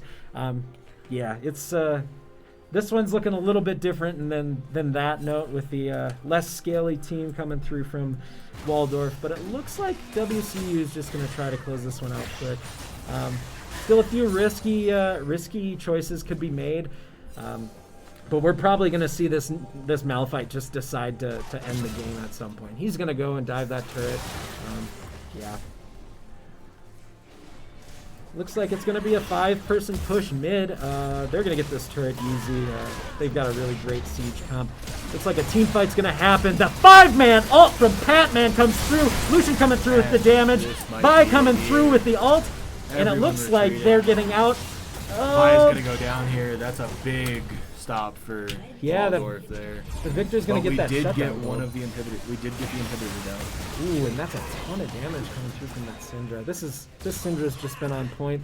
I think that their play here is just to back off. There's nothing else they can do here besides that. They might push this wave in. Looks like they get that early damage onto... Oh, looks like Nasus could go down here. And Nasus goes down. They're going to get the bottom turret first. And here comes the ult coming through. Doesn't matter. The minions are too far out of range. They can't make a play on it. Nasus is coming through, or Nautilus is coming through with the hook. Misses the hook, but gets that ult to come through. Flashes on him. Can't dash that one out, Graves. You see that's the stopwatch coming through. Looks like WCU will have to back off here. They don't have any more ults, any more of those big damage plays. They're going to take a little shopping trip here and hopefully get a little bit more, get a little closer to ending. Cthulhu. That poor red buff. It did nothing. it auto-attacked once. Graves trying to make a play here just to stop some damage. Good for Cthulhu to walk out of that one. It's looking like there's another really great opportunity for WCU just to kind of stand here and let Vi do Vi things on the other part of the map. Right now, Vi's gonna go push that bottom lane. Oh my gosh, that Syndra gets in there with the EQ combo that just hits what, 3 of them? Oh my gosh, that Syndra damage is absurd. What is Frozen doing? Oh yeah, he completed his Shadow Flame. That's a new item this preseason. It makes a lot of these heavy assassin champions super strong. Looks like Patman's just gonna tank out the turret. They're gonna walk here. He's got his ult back up. He's looking for a good opportunity. Looks like Nasus and Vi are duking it out. Good chance that Nasus goes down here if he tries to fight anymore. Looks like Rel's going in for the engage. And then we get the ult coming through from Sir Patman. Tons of damage coming through from the Vi. The Nautilus hook lands onto Graves. Looks like Graves is going to go down here with a double kill coming into Syndra. Triple here coming into... Oh, nope, Nautilus gets that one. And they're going to end the game off of this, it looks like. Oh, and Victor trying to come in with some cheeky play. Goodbye, Victor. Good night. Waldorf game 2. Take out that, and that's going to be the game. Well played, both teams. Good turnaround for Western Colorado University. The Mountaineers take game 2, 2-2. Like I said, we're back to a 3-3 head-to-head matchup for the year. Yeah. This series could go all 5 games, and I don't think it'd be a bad thing. We'd see a ton more of great League of Legends. We're gonna quickly go into the damage real quick. Yeah, see what sort of damage came through on the different champions. I'm excited to see what Syndra did. If League of Legends decides we can, Rito, fix your client. But we don't know if that's going to happen. But here we are, damage. Yeah, looks like those score lines are just absurd. Vi with that one death. E-Man just trying to make him feel good with a quick death here. Syndra definitely commanding that damage as was seen last game. Yeah, Syndra, Frozen with another really great game. The Lucian, I can't imagine that they're gonna let him have his Lucian again either. Cthulhu was super oppressive. That early game Nautilus, they have to reconsider all of the champions that they banned after a game like that. But we're going to go back to another break before the third game starts in between Western and Waldorf. The battle of the W's. So far, the score of this overall best of 5 is 1-1 as we go into break between game 2 and game 3.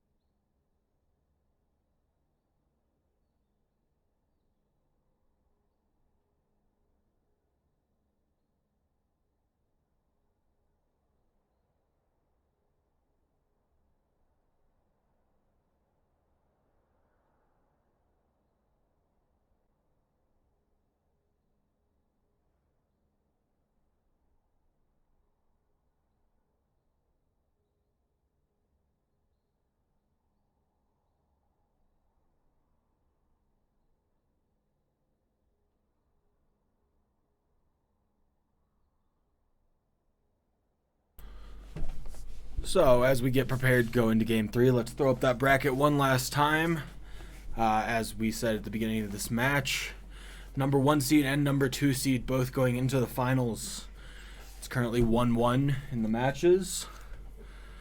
WCU put up a great fight that match, along with Waldorf putting up a great fight the first match. And now we will be looking into the draft.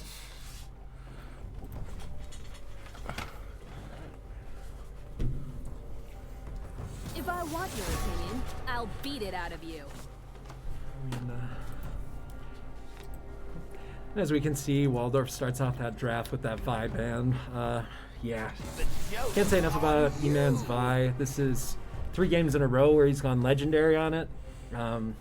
He just seems so much more comfortable on it. Yeah, Vladimir picking another band. Trevor's Vladimir apparently raised some eyebrows in that first game once he started dealing damage. It looks he's really good at that champion. Yeah, so they're going for the 2 jungle bands on the side of Western again this game. Looks like both of those. It looks like same bands from last game. The Shaco, the Udyr. Yeah, same bands to try and get their jungler off of those comfort picks. Then we've got that Malphite band that Pat drew this game. Yeah. Whew. Definitely scared of that Malphite on Waldorf. Yeah, it was really good. It's hard not to be scared of it. Yeah, he came through with all like that 5-man ult. I would have instantly I would have let go of my keyboard. I would have just been like, this one's done. Yeah, when he got that. And we see these picks coming through. The Tom Kench ban after R. Walton, we actually saw him play that last week. So the guys must have taken that to heart and realized that he has that Tom Kench pocket pick. They actually did the same combo, Tom Kench, Lee Sin. It's actually super brutal. You just E onto you slow the enemy champion with Lee Sin's E, and then Tom Kench just walks you down and kills you. It's a super oppressive lane with that combo, but they got rid of it. So we see the second phase of bans coming through. They instantly remove the Warwick and the Volibears off the table. Yasuo to make sure that the Lucian can get some shots through the wall. This looks a little different because they draft before the game in a different function, so it seems weird to ban mid lane after mid lane's picked, but I guess they didn't really necessarily know that. We do see Cthulhu getting his Lucian back, along with Frozen getting a Syndra, which they were a force to be reckoned with in the previous match. Yeah, and another matchup bot lane where we see straight Shifty back on the rail. Really, really big comfort pick for him. That was actually one of the first losses that the rail's been handed by WCU. The rail's been really good at creating those great team fights. We're going to see a really different game this game because we have a lot of different lanes, even a new mid laner coming in, R. Walton 46. Like I said last week on Friday, he was really strong on his Tam Kench, and good thing that WCU noticed that and got rid of it. I can't say enough about Cthulhu's Lucian. I don't know why you would ban the Lucian over the Vlad. It had so much more impact than the Vlad did in the first game. With that early game impact, once again we see the strong early game coming through from Western. The Nunu is going to have great smite advantage on objectives to be able to secure those dragons, the Rift Heralds, the Barons. Just another great opportunity for them to control those objectives. And we do see our bot and mid lane have not changed with that triple threat. All 3 of them were playing very heavily in damage. Not a whole lot of hook, getting a lot of those quite literally hooks. Yeah. And turning the fight to our favor for the most part, almost every fight. Yeah, it's pretty incredible the amount of plays that Nautilus makes. Whole lot of hook. I've seen him all season long when he gets this champion. I'm not even sure he's got a loss on it yet. Maybe in one of those games against Waldorf the first time, but I honestly don't remember it. His Nautilus is just one of those really, really strong comfort picks. He always knows he always is super conscious of where the enemies are when he's playing it because he's so much more comfortable on it. So he makes a lot of great plays on that Nautilus, and yeah. There's no point in speaking about the Syndra anymore. Yeah, I don't know.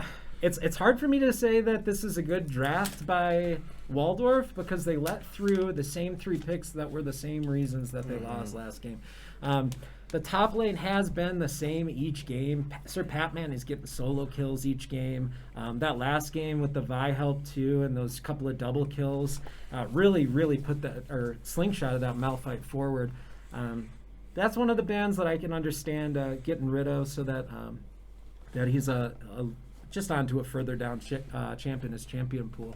See Patman drawing a lot of bans, and his iconic Shen was taken away from him. So we'll see what he can do in this matchup. Set does do really well into Shen. His W actually makes it through the true damage that he gets. Actually goes through the Shen abilities. So yeah, it's a really great matchup for Sir Patman to really kind of flex on the Shen. Hopefully let it know who's boss. A little bit of a lore joke there, but yeah. Other than that, we're just gonna see this game getting in 53 seconds, and we're gonna start this one up and see how Waldorf comes back after that pretty big loss. That was a pretty commanding victory by Western Colorado University today on this game too, but. Yeah, like I said, this is a best of 5 series. We're in game 3. Anything can still happen. Honestly, this one's with the new mid laner in there and a couple of new champions, new picks. Yeah, it's could be a totally different game. And just to restate what you said earlier about people drawing bans, Waldorf is definitely scared of E-Man and Sir Pat, both of them drawing 2 bans this match. Taking out both of Sir Patman's top lines and both of E-Man's so far forest picks. So, which, as you also mentioned, open up the door for that Lucian, Syndra, and Nautilus combo again.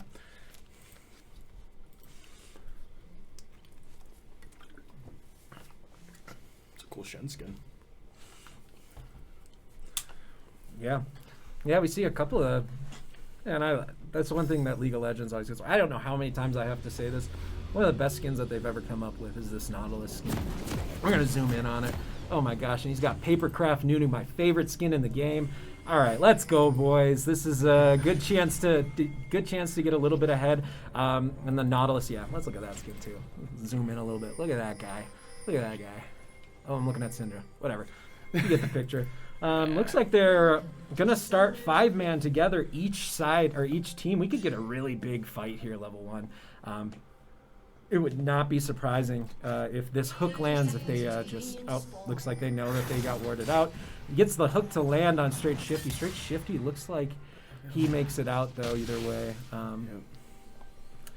yeah. So that's gonna, after that cheesy little pick in the first game, they're not going to let that happen again. Nunu's going to come through and reset, probably swap out his ward for his sweeper. It looks like he's not going to. It looks like he's going to choose to just sit here. We're going to look at this Nautilus again. Man, look at that thing. Riot Games getting it right. All right. It looks like both teams are going to start bot side with the junglers on the same side of the map. This is a chance for them to get the top side of the map fed again. If the same thing happens this game as that has been each game, we could see Sir Patman coming through really strong at this early stage. He should have the advantage on Shen in some of these fights. One thing we can note is that they do have Ignite. The Shen has Ignite instead of Teleport. This could lead to some interesting opportunities. We do see Lucian and Zoe having that Mexican standoff in the mid lane, not really touching each other. Yeah, they're just we're gonna see it up a little bit. Yeah, they're gonna try to get their level 2s as fast as possible, so that they can try to get some good trades here. We see Lee Sin going straight for a 3 camp. Looks like early gank opportunity here coming through from the Nunu. He's just going to look to try and catch a summoner. We get the flash coming through already. Great choice by E-Man to get that flash early. Good start for Western right here again with that early summoner spell dropped. It's going to lead to a lot of kill pressure mid lane. Oh, just misses that I can't remember what that ability is called, but the pull from set. And looks like Lucian's going in here for a really aggressive trade. Canceled an auto attack or two there. Could have had a little bit more damage, but that's okay. It's really he's really in a fantastic spot so far, with that Zoe being half health and him being full. Zoe gets that level 3 a little bit before him. Sir Patman drawing an early gank here. He's going to have to do a number to get out of here. Looks like he's going to try and fight it out. He gets the true damage to come through. The ignite comes through. This is an early... Oh, he's good. They're going to get Sir Pat here. Yeah. First blood. All right, so that first blood comes through, but really a lot is used by that Lee Sin to get that. He has to go through... oh, looks like a little bit of damage coming through. A stun onto the Rel here. Oh, the minion tanks that out. Ton of damage comes out onto Rel, though. She's below half. She's going to start using some of those consumables. Got Lee Sin coming in for a gank here mid lane, but Cthulhu with the wave coming in, he should have just... oh, looks like he gets hit by the Drowsy, but he's going to come through. Oh, the level up gets the savior, or the saving grace for the Zoe there. We see E-Man just collecting this middle wave, doing a little bit of damage to these minions, making sure that wave gets pushed in. Lee Sin with a super aggressive start to this game. Looking like a chance to actually kill the Lee Sin here, with the Nunu coming down and the bot lane coming in. Nunu with the levels, early advantage of levels here. Lee Sin's going to go over the wall, but this could be a chance if he decides to flash over the wall and just see if he can make a play. Looks like they're going to go for it. He gets the kill. Rel's coming through. There's the Rel flash. Looks like Jinx could go down here, but Jinx has flash too. She goes over the wall, and the Nunu's in. He's going to get his stun off. We got Syndra coming through with a bit more damage. Looks like this Jinx is going to go down too. They're trying to give it over to Frozen for a first kill of the game for him. Looks like a good start there, the 2-2. Great punish on that Lee Sin. Good work, Western Colorado University. We're going to see lanes get pushed out, and another chance for WCU LOL to get a little bit of a lead in this start. Lee Sin's coming in. It looks like this is going to be a kill. Yeah, once that Sleepy Trouble bubble hits on the Zoe, it's a hard one for you to get away from. Cthulhu here, dodging out that Lee Sin Q, getting him to about 75% health. We get the ward coming up from Sir Patman. You know, that kill earlier wasn't actually that big of a deal because Sir Patman actually got his wave under the turret at that point. So that first death, though it sucked, it looks like from here he's been doing a pretty good job of keeping ahead in this lane. Yeah, it looks like he's just going to let this wave get pushed in. There's not really much of a kill opportunity for him here. We got oh, and he cancels that. That's too bad. Looks like they're still going to get some CC off here, and there's a ton of damage coming in through Cthulhu, and another one down. There goes the Zoe down after that quick little gank there. Yeah. Oh, it's okay. We don't fire people here. So it looks like we've got Sir Patman walking a pretty safe ret here. Oh, we get the flash coming through. It looks like he's going to go down. Yeah. Oh, and he gets the flash out. Does he go for the play? Oh, a little bit awkward play there. He probably could have just lived by stepping out, but it doesn't really matter. Looks like Western's pinging the dragon already. They're going to go down there. Bot lane's going to push out. Mid lane's pushed in. Looks like they're just going to look to secure this objective. Lee Sin is actually a much better pick for Tracio. Yeah. This guy, when I was like watching their game last week, when I saw his Lee Sin game, I was just like, what? Why doesn't this guy pick this every game? He went like 13-1 or something like that. Yeah, he was unstoppable. So great performance by him so far on that champion once again. Sir Patman getting back up here. He's gonna absorb some of this CS. Looks like they've taken a pretty top lane focus to try and keep their Shen in this game. If Shen gets ahead, he can really kind of just sit in the side lane and do whatever he wants and show up to fights when he wants to. It's going to be really good for them because that Jinx is going to, this girl with the minigun in the front here, she's going to be really strong once we get to those late game points with all of her extra damage. One of the strongest champions in the game right now, to be honest. Looks like they're going to look for a little... Oh, there's a chance for a really cheeky bush play there, but looks like they let it go a little early. Oh, we got a gank opportunity coming here mid. Looks like oh goodness, she flashes. She's gonna try to get away, but there's no stun comes through. That's okay. They already got that flash back on cooldown again. It's gonna lead to just more gank opportunities mid lane. E-Man playing a really good game so far, getting a lot of these early flashes and whatnot. We see the Lee Sin coming mid. Yeah, he's going to come through. He's going to get spotted. They're going to go towards top side. Both champions level 6. If they fight this out, the Lee Sin does kind of win this duel a little bit early. Oh, goodness. And this is just another death. Walking into the abyss, giving it over to Cthulhu or Syndra's going to get this one. Yeah, Cthulhu gets that one. Getting that extra gold into his pocket, that's just gonna set this one up. An extra 300 gold coming to him. Looks like Set's looking to take another fight here. He should know that Lee Sin's topside, but you never know. Sometimes he gets lost in the motions. So Lee Sin coming here for a gank opportunity. Looks like Set could honestly go down here again. He is in a big wave, so there's a chance that he just makes a really awesome play. Nunu is pushing in though. Yep. Coming in to possibly try and get a protection. Nunu's got the counter gank coming in strong. They get the damage through. There's going to be a stun coming through from the Nunu. The Nunu gets the ult off. Full damage ult coming in, and there goes that Nunu damage with that R. It looks like Lee Sin's going to go for a flash out, but I have a hard time believing that. Oh my goodness, the Lee Sin outplayed. Great work, Tracio right there, getting that 2v2 kill back. Yeah, can't say enough. Like I said, his Lee Sin's just really good. 4-1-2 on that already this game. Yeah, very even game here so far. Like we see that gold shows, it's only off by about 100. Yeah, the only difference in this game is a kill and a dragon. So we're gonna see WCU probably looking to posture towards those objectives like that dragon again.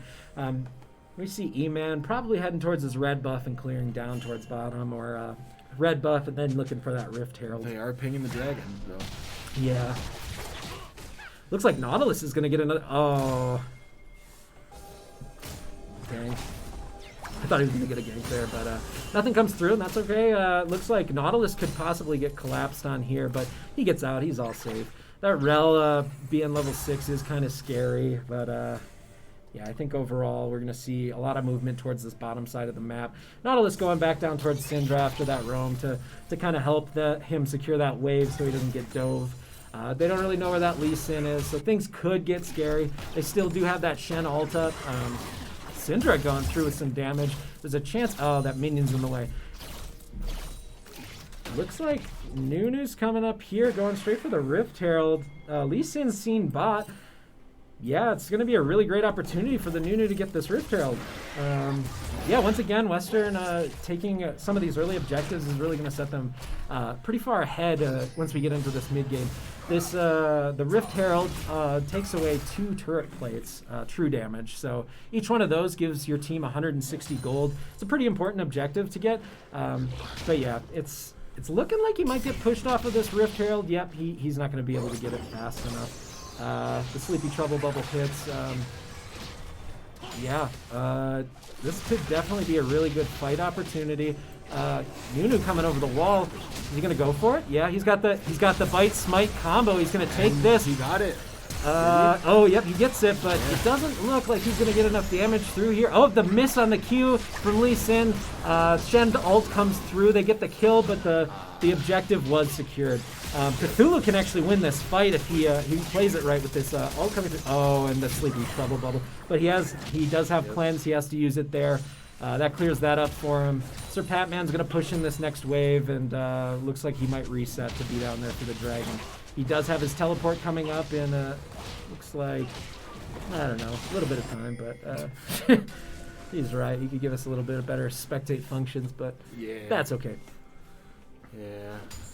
So yeah, we see, looks like Sir Patman is getting the... He's going, nope, he's just kicking him out. Yeah. But he does not see the Lee Sin coming up again behind him. Yeah, this might be... This is a really curious play. He goes for the ult out, and that's gonna get Patman out. If he gets I think he learned his lesson last time.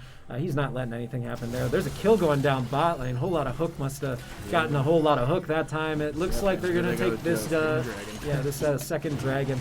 That's 3 objectives going the way of WCU lol. Yeah, great showcase so far from the Nunu. I think that we might They are see a backing up, fight so- come here in this mid lane, but we'll see what actually happens with that. Now, it looks like they're just going to take this objective and kind of roll with it. Lee Sin could come in here, but Lee Sin's just going to die. He went for a play. Oh, and he gets out. Great play by Tracio. Again, can't say enough about that guy. Yeah, look at him. He's 4-1-3. He's got full kill participation on the map. He's making it happen for his team. That guy does not want to lose this final. Obviously. Obviously, no one wants to lose the final match. Yeah. All right, we got Cthulhu. Look at this farming. Yeah, how about that? Sir Patman giving some question mark things. He doesn't know where Shen is. He's hoping Lee Sin's not back here to start smashing on him again. He's going to play it safe throughout the rest of this early game, it looks like. Seems like Western's going to be a little slow on getting the Rift Herald off and getting those turret plates. That has to be done by 14 minutes into the game. And it's just looking like it's not going to happen before that. They can still use it to get first turret. It's not like it's a horrible thing to miss out on, but just a little bit of gold opportunity miss. Yeah. They really capitalized on it last game too. They got that first turret, all of the turret plates right at 14 minutes. Is one of those plays, but it looks like, oh goodness, this isn't looking good for you, Zoe. If Nuna can get that around, Zoe's going to get hit up. There's a lot of CC coming through. Cthulhu with the damage. Looks like the Shen ult's coming through, but it's not going to really do anything. It just saves the Zoe. I guess that's a good enough play for them, but honestly, it seems like they left a little bit on the table there. Looks like a chance for a fight down here bot lane. Straight Shifty getting caught out again. Nautilus hook comes through. They get the flash off of Straight Shifty. Lee Sin's here in the middle of the river trying to fight it out, but there's two people coming here for Western. Cthulhu's going to go for the actual fight here on the Zoe. So much more damage on that champion that it makes more sense for him to go into that, but the Zoe gets the Sleepy Trouble bubble. Here comes Tracy once again. And the ult comes through from Syndra. She gets a kill. It looks like another one's coming through. Double kill for Syndra. There's a chance on this Straight Shifty who's down a flash. And we see Sir Patman go on top. They're fighting that one out. Looks like everyone bot's going to be safe. But there is a big fight going on here top. That damage coming through from Sir Patman. Does he have his ult? He does. There's a chance that he waits for cooldowns. And here he's going to go in. They go a little further. One more punch. One more punch. Oh, and he goes just barely makes it out. Sir Patman's going to wait on some of his cooldowns and go for another play here. Shen takes it. Oh, Shen with that little bit of a... They did get the Rift Herald off in the lane as well. Looks like Sir... looks like it will take the turret. E-Man's got that turret. Yeah. Mid lane, as I said... Oh my gosh, you can't see it. Gets another Frozen kill. H2O, what is that? 4-0-1, this guy's just going off again. I don't know why they keep giving him the Syndra. If I saw that gameplay last game, I would have banned that Syndra for sure. Based off the performance so far, I think we will see the Syndra ban come out next ban period. Yeah, no matter what happens. Yeah. Cthulhu split into the side lane. He's got a better chance of killing this Thresh in the 1v1, or the Shen in the 1v1.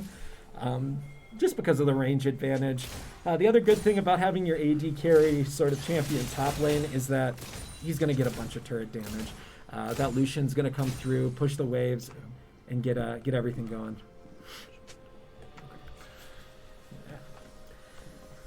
So it looks like Nautilus is coming up for a bit of a roam here. We can see the Zoe going down. I don't believe... Oh, no, Zoe does have flash, but the Ignite's down. It looks like... a whole lot of Hook deciding not to go in, or maybe just sitting here for the counter gank opportunity. They think he might have seen Lee Sin. No, maybe not. No, so Lee Sin goes out, doesn't get seen at all. And oh goodness, whole lot of Hook with a chance here. This Syndra is coming down. She has ultimate again. This could get scary. Straight Shifty is down as flash. Yeah, good play. Oh, we instantly see the Jinx flash into the... Oh goodness. Ton of damage coming through here. Syndra getting that damage. Here comes Nunu with some more CC. They're going to get this kill and this turret. Yep. Is there any counterplay for that, though, is what we're going to have to see from Waldorf. They got a chance to get this second Rift Herald that's spawning right now, but looks like he's going to farm some camps instead. WCU LOL taking this extra turret. And yeah, more gold into Syndra's pocket is just, it's looking like it's getting scary for Waldorf for sure. Yeah. Interesting choice here. Looks Lee like they're Sin is gonna. going for the Rift Herald. Oh, Yeah. no, yep. No. Whoa, looks like we're gonna have a big fight here middle. Zoe's gonna get Yeah. hit by this. Unfortunately, she doesn't. Nautilus coming through though. This Shen's not gonna get here in time. down there. Looks like they saw Lee Sin too. They know that these guys are going for this Rift Herald. They're gonna go up here. No, looks like they're gonna reset and go to move themselves towards the dragon as a team of 4, get that objective, and get themselves onto that Dragon Soul win condition. Dragon Soul point means that next one that they get gives them a huge buff. Yeah, great play here by Waldorf to take the opposite objective. Honestly, it's picking up crumbs, but oh goodness, almost gets it with that Jinx. Jinx R, but doesn't. Looks like Sir Patman. I don't think trying to solo a turret. I don't think he knows that they're back there taking that rift. Once he finds out, yeah, he's on his way out. He's like, nah, not me. I don't need none of that. Will he be able to make another cheeky play here? He's flashing out. He's going to have a chance to ult here. Oh, he doesn't get it off. He uses his W, goes for the ult into the turret. He's going to use his... Oh, just a slight misplay there. If Patman gets his pull off, he doesn't get that Lee Sin damage to come through, and they likely get that kill. Looks like they're going to rotate up to top, though. They might get this turret. It's honestly a surprise if they... Cinder come in as well. Yeah. Does look like they will get the turret. Yeah, a whole lot of hooks just gonna sit here. They're gonna kill this Rift Herald. Took down They're just 2 turrets. Jinx took out the mid turret. oh yeah. Bit of a chance here for WCU Law. I believe that shutdown still. Oh no, the shutdown came off with the Lee Sin before.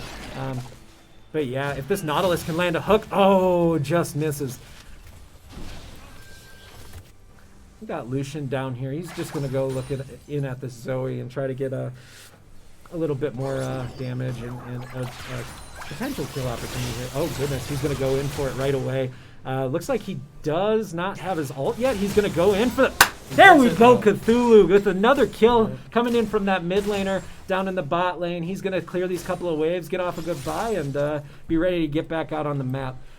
And Waldorf has still not answered Syndra here. She is going 5-0-3. Definitely offensively carrying the team here, I would say. With all those kills and assists. Yeah, absolutely. Looks like they're gonna go for this turret quick. Yeah, they've got four people up here. They're really in a fantastic spot. Having all of these turrets down is gonna set up a lot of their side lane plays. Even though this set is 0-5, it doesn't feel like it. You know, this set's been drawing pressure the entire game. Yeah. And because of that, we have a 5-0-3 Syndra. We have a 2-0-7 Nautilus. We have a 4-3-6. Set definitely being that taunt factor, I would say, with Lee Sin constantly coming up to challenge him, leaving, as you said, all other lanes open for the takedown. Yeah, and it looks like they're... Yeah, it looks like we're just going to see kind of a slow couple of minutes here before this dragon goes. Yeah. Set, like I said, he's going to just start side laning, try to get a little bit more of this pressure. At the 20-minute mark, we have that Baron We are spawned. picking the Baron, though, so let's see, will we push it, or are we going to hold off? Yeah, it looks like they got 3, 4 people, 5 people deciding they want to go and kill this Set. Set does see them on a ward. He's going to back off. They're going to push mid lane hard here. This is a chance for them to get a mid lane tier 2. Set can get out here just by recalling, and it looks like he will. That's a big misplay here. They have a chance to get a tier 1, but Western has a chance to get a tier 2 turret right here. Like I said last game, tier 2 mid turret is one of the best objectives in the game. It really allows you so much more agency and so much more ability to move around the map. And it makes it so much darker for the enemy team. You could be sitting right in the middle, or right where these minions are, and they wouldn't know you're there because there's no more turrets. So, yeah, looks like we're gonna look for a little bit of a pick play here. They know that it got warded because they saw the ward getting placed. Western making a couple of really smart plays here to stay grouped up, make sure that we keep that Syndra bonus alive. Oh, looks like, oh goodness, is this a... There, down goes Zoe. They're going to look to engage this further. Their damage is a bit behind. This could be a scary fight to take for Western. Okay, there we go. Yeah. Yeah, and the Syndra and Lucian looking for a cheeky little pick play by standing there. Looks like they're not gonna really go for anything here. Looks like they're going to reset, and everyone's going to run towards that dragon. This is a chance for Waldorf to actually go for the Baron play, but no. Looks like Sir Batman's not resetting. He's just making the marathon. Yeah, he's walking down. Yeah, the long run to that bot lane wave. Looking to hopefully get another level up, in before this dragon, catch up a little bit more EXP, and then yeah, we're gonna see a huge fight here. This is the chance for Western to really put this game away. That new Hextech Dragon Soul, I believe it gives ability haste and attack speed. Yeah, 7 seconds till the dragon comes. Both teams are pinging it. Yeah, This is gonna be the fight here. This is gonna be the fight of the game. It looks like they're gonna pull out the dragon, so Lee Sin can't really get a good opportunity here. He does get his Q onto the dragon. It is a chance. Looks like he's going to go for it, and we get the dragon by WCU. Cthulhu stepping out so he can make sure that he has the damage. Drowsy coming through on the set, but he's got his shield up. Cthulhu and Frozen back here. Rel's going down. E-Man gets a kill on the other side. Looks like we also got Tracio. That's 4 down. That's 1v1 Nautilus versus Jinx, and Jinx gets out. Oh my goodness, and here comes Set. Maybe not. Jinx goes down. Oh, Lucian with the kill. They're going to turn around. They're going to take the Baron. Another commanding lead for Western as they go into this later part of the game. Yeah, this Baron, this is looking similar to last game. I can't say enough about Waldorf, specifically Tracio. This guy, it's just, I don't know. This person's just been fantastic at this Lee Sin. It's hard to say anything bad about any of the plays he's made. I think that he's made a ton of really great jungle plays. Just playing through that top lane doesn't do as much as playing through the bottom lane. This Syndra's damage, we saw it last game, and we're seeing it again this game. Likely to see the ban come through for that next game. I don't think that when you're on the back foot like this that you want to see those same champions on your screen. It's just a bit demoralizing, honestly. With all of this gameplay going on, I think we might see almost a completely fresh set of bans from Waldorf. Yeah. Especially with this Lucian and Nautilus both synergizing with the Syndra to allow her to take that damage. Mm-hmm. Yeah. And once again, we see Frozen with that 506. Yeah, he's just been doing everything that he needs to do to make the right plays. So you see that Elder Dragon's going to be up in a bit. We got the Baron up. It looks like Eno could take a ton of damage here, but Tracio's on the wrong side of this wall. We're seeing some damage coming through from Cthulhu. Nunu gets the ult up. Cthulhu's getting some damage in. Looks like looks like Rel's gonna go down. Cthulhu gets Lee Sin. Looks like another set W coming through. Cthulhu with some more damage. That's another Shen down. This is a very great opportunity for Western to just close out. If they want to end this, they have 26 seconds or 18 seconds on the Rel, but 26 on the Lee Sin, 22 on the Zoe at this point. Full pushing mid. Oh, good damage there from the Jinx Rocket. Right play to try and clear some of those minions out. It looks like we're just going to keep pushing. We're down to 10 seconds on death timers. The play looks like it's going to be to clear this and then head out through these new Hextech portals and push this top lane 2-2 threat. This is the safe, smart play.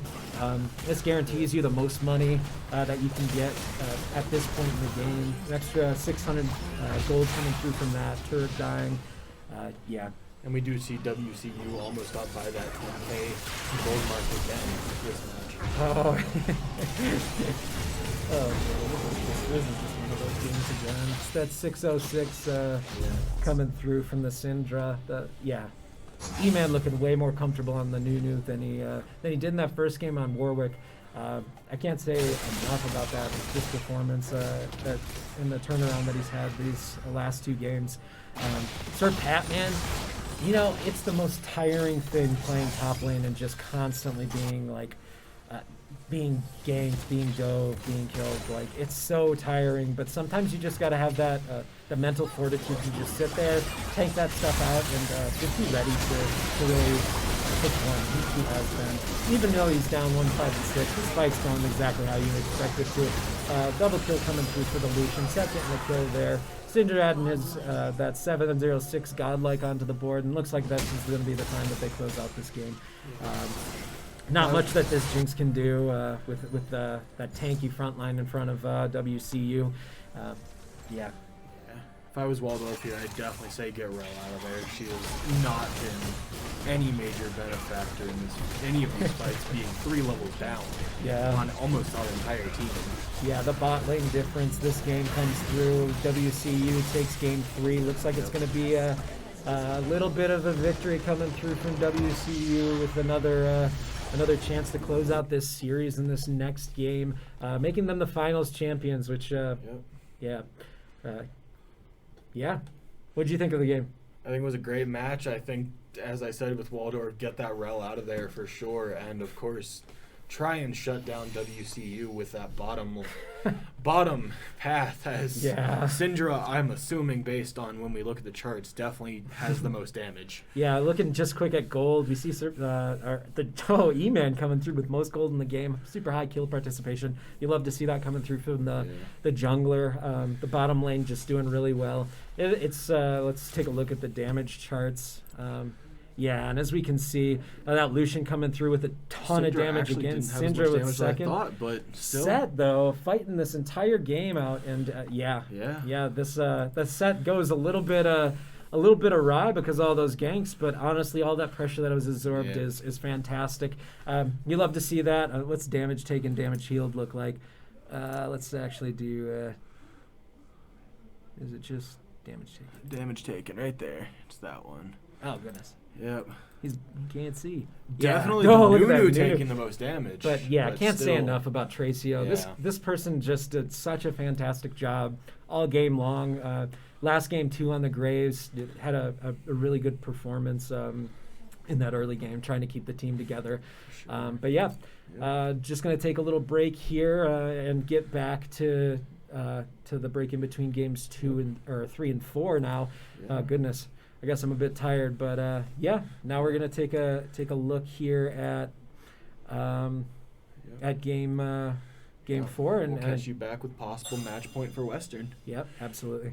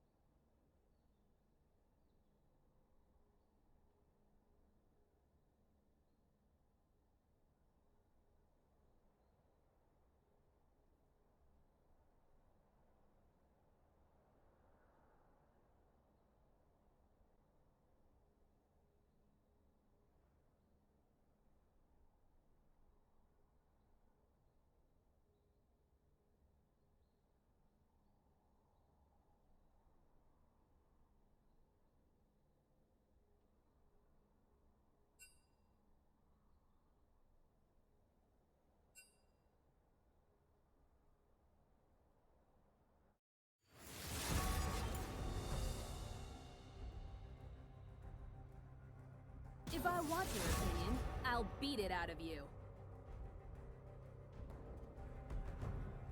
The joke's on you!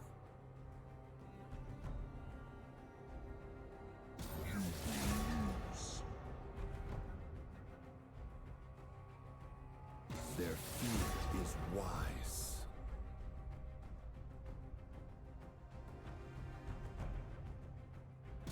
People fear what they cannot understand.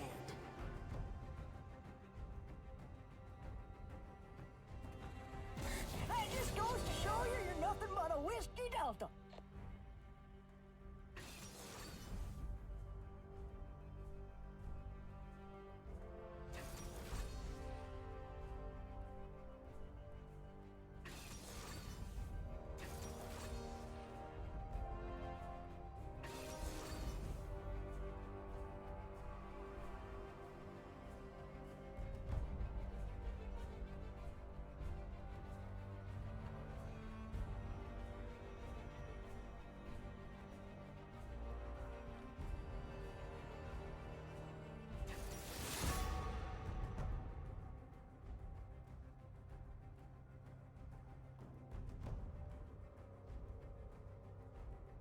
Inferior constructs.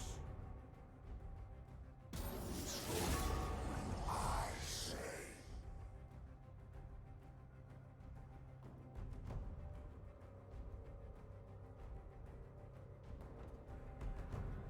Not a problem.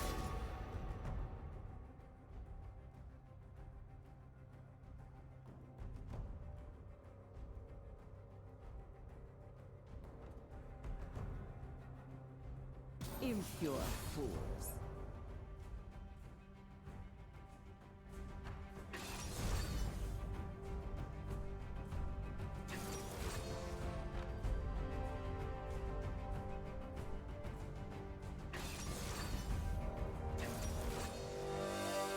Okay. Gotcha.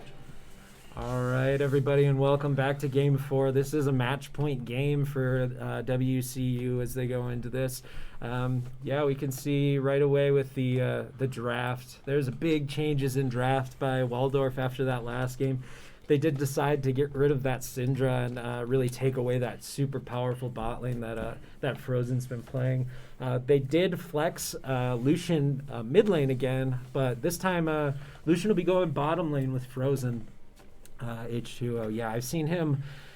He really does pop off on Lucian too. So, and a great counter pick with the Morgana into the Nautilus. Any time that Nautilus tries to land a hook onto Morgana, Morgana's just gonna spell shield it, and then hit a snare. So it's a really great matchup for the bottom lane, and the biggest one of the biggest change ups in this game. We finally get to see Sir Patman back on the Shen after that last game. I can't tell you enough about how Sir Patman did last game. He absorbed so much pressure on the map. He didn't get behind on levels, and he didn't get behind on EXP.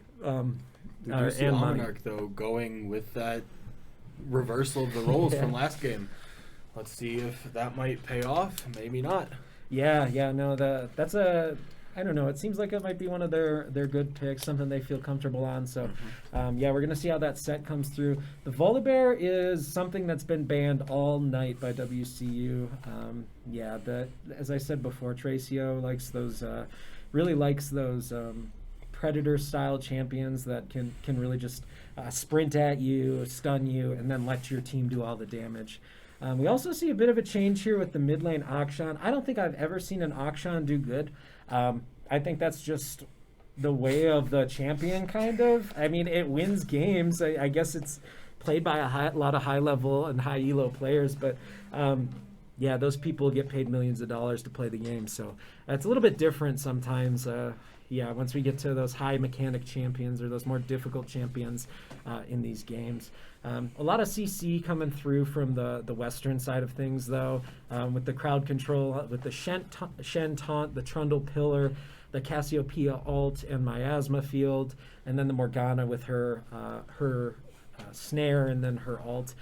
Quite a bit less coming through from Well, actually, not even so. There's a lot of CC on the Nautilus alone. There's three abilities on them. Ziggs has 2 CC abilities. Those crowd control abilities are really going to make it hard for WCU to move forward in some of these fights. But I think that the thing that sets these two team comps apart is WCU's ability to frontline. The Shen and the Trundle are just going to stand in front of the Cassiopeia and Lucian. Morgana will peel whichever those 2 carries he has, or that Morgana has to, and then yeah, it's looking like a really good draft here by WCU. Definitely, the last 3 games have been out drafts. Looks like they were a little bit shy in the first game and went for a different team comp, and now they're just trying to put the games away. So they're upping the tempo and playing a lot more high damage champions. Yeah. As we see, WCU is still keeping that Lucian, which has been playing a major factor in both offensive and defensive, but Frozen is taking over that Lucian role. Little Overwatch coming through Yeah, there. little Overwatch coming through there. That's okay. We have that. Yeah. But yeah, that Lucian, I really, Frozen's been really good on all of the champions that he's played so far. So Now yeah, we'll send you over to the match. let's get in there.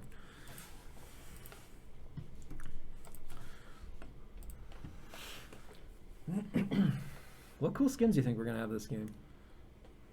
All right, Not really a skin on set. Yeah, Literally, most Set of their Morgana, Ziggs, and Nautilus. Pretty skinless game right here. But yeah, personally my favorite Shen skin though. Warlord Shen. Just has really cool splash on Morgana. Look at that pillar thing that look at this thing Trundle's carrying. What in the heck? Yeah, let's zoom out so I like don't. a Look at that hammer. Incan monument. That's wild. Very interesting. All right, well, let's get into the game and see what we're going to start with. It's looking like they're going to take a little bit more of a defensive start. They know that the invade's coming through with the Nautilus, so they're going to take a little bush camp here. Sir Patman taking the front line. They're going to know instantly. Oh, goodness, and here comes... We're going to have a big level 1. Shen with the taunt, in with a bunch of damage. Shen's going to go down too, but Wazah might go down. Nautilus coming through. They have a little bit better level 1 with that Shen. Or with that Nautilus. 2 here, though. Oh, and Frozen gets CC'd by Nautilus. Yeah, 3-1 going up for Waldorf to start this one. With that early set of kills, First Blood did come through for Western onto the Trundle. So Trundle will get a little bit of an early advantage with that longsword, like we were saying. That'll build into his Divine Sunderer. It did go, three kills go to the bottom lane. That's going to be a really hard start for them. But yeah, we're going to see how that plays out in the bottom lane. Looks like there's going to be some action up here. Sir Patman maybe just trying to be cheeky here. He did start with his taunt, so it's going to be hard for him to do much in this level 1. He's going to be a bit behind for this early game. All right, and the Trundle, just a quicker jungle champion than what he's been playing before. Is going to take these camps a little faster. Looks like he's going to go for that early level 3 and kind of take that one. Then we have the Volibear coming up here. He's going to take 3 camps and then look for that top lane gank again. He's been doing that all game, or all series long. It's just, yeah, it's one of those things that we're most likely going to see, but with E-Man deciding to skip over his wolves this time, it actually puts him in a position to get up here at a good time. And they can fight this 2v2. The Trundle has a ton of damage early in the game just because of his auto attack reset, lethal tempo changes this year, and that his W, which gives him a bunch of attack speed stats. So this is going to be the first game where Trundle gets up here right away. He's going to go around, and this is looking like a really great opportunity. Patman's not giving it away at all. Trundle's coming in. We get the taunt. Looks like this could be a chance for a kill up here top lane. Trundle waits to use the pillar, gets the auto attack in, decides not to keep going, slows down. We're going to take it a bit slower, and Trundle gets the second kill of the game. E-Man coming in strong. He's 2-0. Looking to probably go back and just clear the rest of his jungle or get this scuttle Weird pathing by the Volibear to skip back over the wolves. Usually you want to clear out your full quadrant while you're trying to take some camps, but they decided against it. This is going to be a really hard lane now that there's 3 kills in the favor of Waldorf for WCU to do much. But it's looking like Ziggs is using all of the mana to just push the wave in. Honestly, it doesn't really help him out that much. Wazah gets that pink ward placed deep into the blue side jungle, but yeah, other than that, this good early game by E-Man to get some of this stuff back and really get some of these camps back. We're seeing we're going to get a double scuttle here from Tracio. Maybe that's why he decided to skip over that stuff, but Sir Patman's going to have to push in this wave and back up because he is in a dangerous spot. The Volibear is coming into town. Oh, are you going to take him out? Yeah. Oh, and he flashes the mastery. Patman with the little walk away right there, letting him know that he's good at this champion. Through that little showboating there, we're going to see potentially a move coming here bot lane. They're probably not going to want to fight until after they buy a couple of times. We could even see them allowing Waldorf push so that they can get a bit ahead. Oh, eyes onto the Trundle though here with the pink ward there. Looks like Trundle's just going to come through and take his Gromp. Cthulhu getting a slight flank here.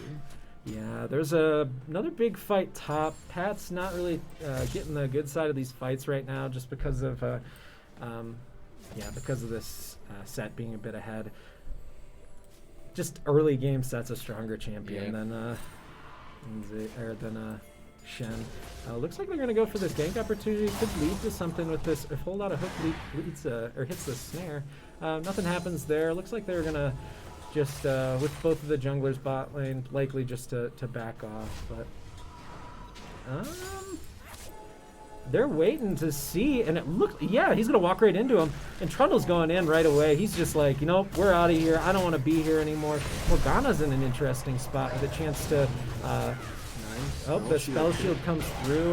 Yeah, nothing's happening here. Bottom lane. We saw Wazah try to take a little step back down there. Wazah getting that earlier level 6. Yeah. Volibear's going to go in for this dragon. Seems like a little bit of a... yeah, it's a safe play. He does have priority in both of his lanes, but his bot lane does back here. This could be... If the Morgana does what Whole Lotta Hook has been doing all season long, he's going to walk past this for sure in about 10 seconds here after they get this wave pushing. He always likes to go for a little roam here. Yep. So he's going to go up and... Oh, he's just warding. Looks like... Volibear is going to get this dragon. Yeah. There goes that dragon. Oh, he must have knew. You seen him going for it. He is like, yep, he's definitely there. E-Man coming in here. He's not spotted for anything yet, so Shen coming big in. Fight going up top. Shen's Sir winning Patman this hard. again gets the upper level advantage. Yeah, that early level 6 from Patman's really setting him up in a good spot. Trundle's coming through. He's got that sheen in the phage already. Oh, looks like an ult came through down to bottom, and they're going to go for a play here. Oh, Sir Patman could get caught here. The shield coming through. He gets the extra heal from his grasp of the Undying, and looks like he's a little bit of a miss there. But it looks like the damage could come through. Oh, and a hook coming through from the Nautilus gets them that 4th kill of the game on the side of Waldorf. Getting a ton of value though from this pink ward that they have on the blue buff. Can't say like this is like the 4th time or so that they've just gotten caught by this. Looks like El Cthulhu gets a solo kill middle. Nice. Not sure what happened there, but that Cassiopeia, now that it's level 6, is really going to be a really strong point for Western. I hope that E-Man gets into that bush so you can see that pink ward, but just once again, he's just standing by it and he doesn't even notice it's there. That pink ward's gotten way more than its 75 gold value at this point. Yeah, and it stays up again. Yeah. So E-Man's going to look to catch all of this and move forward. Sir Patman's going to probably push out this wave. There's a teleport that could come through for the set, and, well, it's most likely going to come through here in a second as we see the lane get pushed. no, he's choosing to hold on to it. Good play by the set here. Gives him the teleport advantage. Yeah. All right, we got this mid lane's pushed in all the way. Once this Trundle gets Dread buff, he's gonna have the opportunity to gank mid or top, or even just go for a play here on this Rift Herald. Akshan's starting to get into the river and try to go for a play on this Rift Herald. I think they know how important it is to get these. Going on the Rift Herald. Oh, here comes E-Man coming up to back up though. Yeah, we'll just center it onto E-Man so that we don't accidentally miss something here. Yeah, backing off some. Looking like Sir Patman's just gonna go head back top. Trundle here is just gonna try to clear camps. Trundle's trying to get up to that Divine Sunderer by just a little bit away from that right now. Yeah. So we're back to those lane states. 4-3. We're about 1,000 gold up for Waldorf. There is a ward here on this Rift Herald, so it looks like if he starts this, there's gonna be a fight onto it for sure. E-Man trying to get a quick level 7 here and go for this Rift Herald to try and kind of be in a similar level of spot. But looks like he's just gonna reset and then have to give up this Rift Herald just because of that early game with those few kills going for Waldorf. Trying to just sets him in an awkward spot. So Batman's getting blitzed here. It looks like a lot of damage coming through here on straight shifty, but Morgana almost goes down too. Looks like Frozen H2O with a kill in this lane that they're very far behind and worth the flash for sure. He's gonna get out. Looks like a chance for he gets the turret to block it. And that just barely misses. Unfortunately, he's gonna be stuck there. Not gonna be in a really good spot at all. Sir Patman's gonna make it. Just makes it. Just dies, and now looks like Set could go down here to E-Man. E-Man might get a double kill here. He's gonna try to chase down this Volibear for sure. He's got his pillar up, or his Q up soon, and it looks like he's gonna get out. Morgana dies bot lane with that turret dive by Akshan. And yeah, as we see, the Ziggs being 3-0-3 and that Akshan getting a couple of kills, kind of putting them in a position to carry through that mid and bot lane. Did Waldorf use the Rift Herald? Waldorf has not used the Rift Herald. Looks like this is, Herald, goodness. This is a big dive play. Shen's coming through. If he gets the taunt off, there's a chance that they could get multiple kills here. A shutdown goes to Frozen. Another kill's going to go to Frozen right here. Or Sir Patman gets that one. Looks like Shen could take out a couple more people out. And here comes the miasma from the Cthulhu, and it looks like another kill going through. The ult can come off from Cthulhu. Gets a little bit of the slow and some damage there. Cthulhu comes in for the double kill, and out of nowhere, WCU shortens that gold gap to 200 gold, and it looks like they're going to look to this dragon.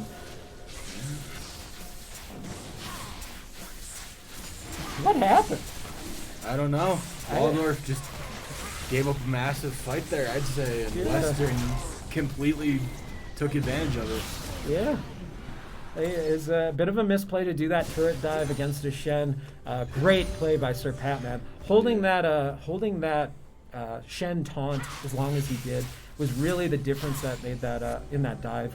Everyone was trying to sidestep it, waiting to see when it was going to happen. They were just, instead of doing damage, they were just standing there under that turret. And once it's ramped up and you don't have any armor, you're gonna die.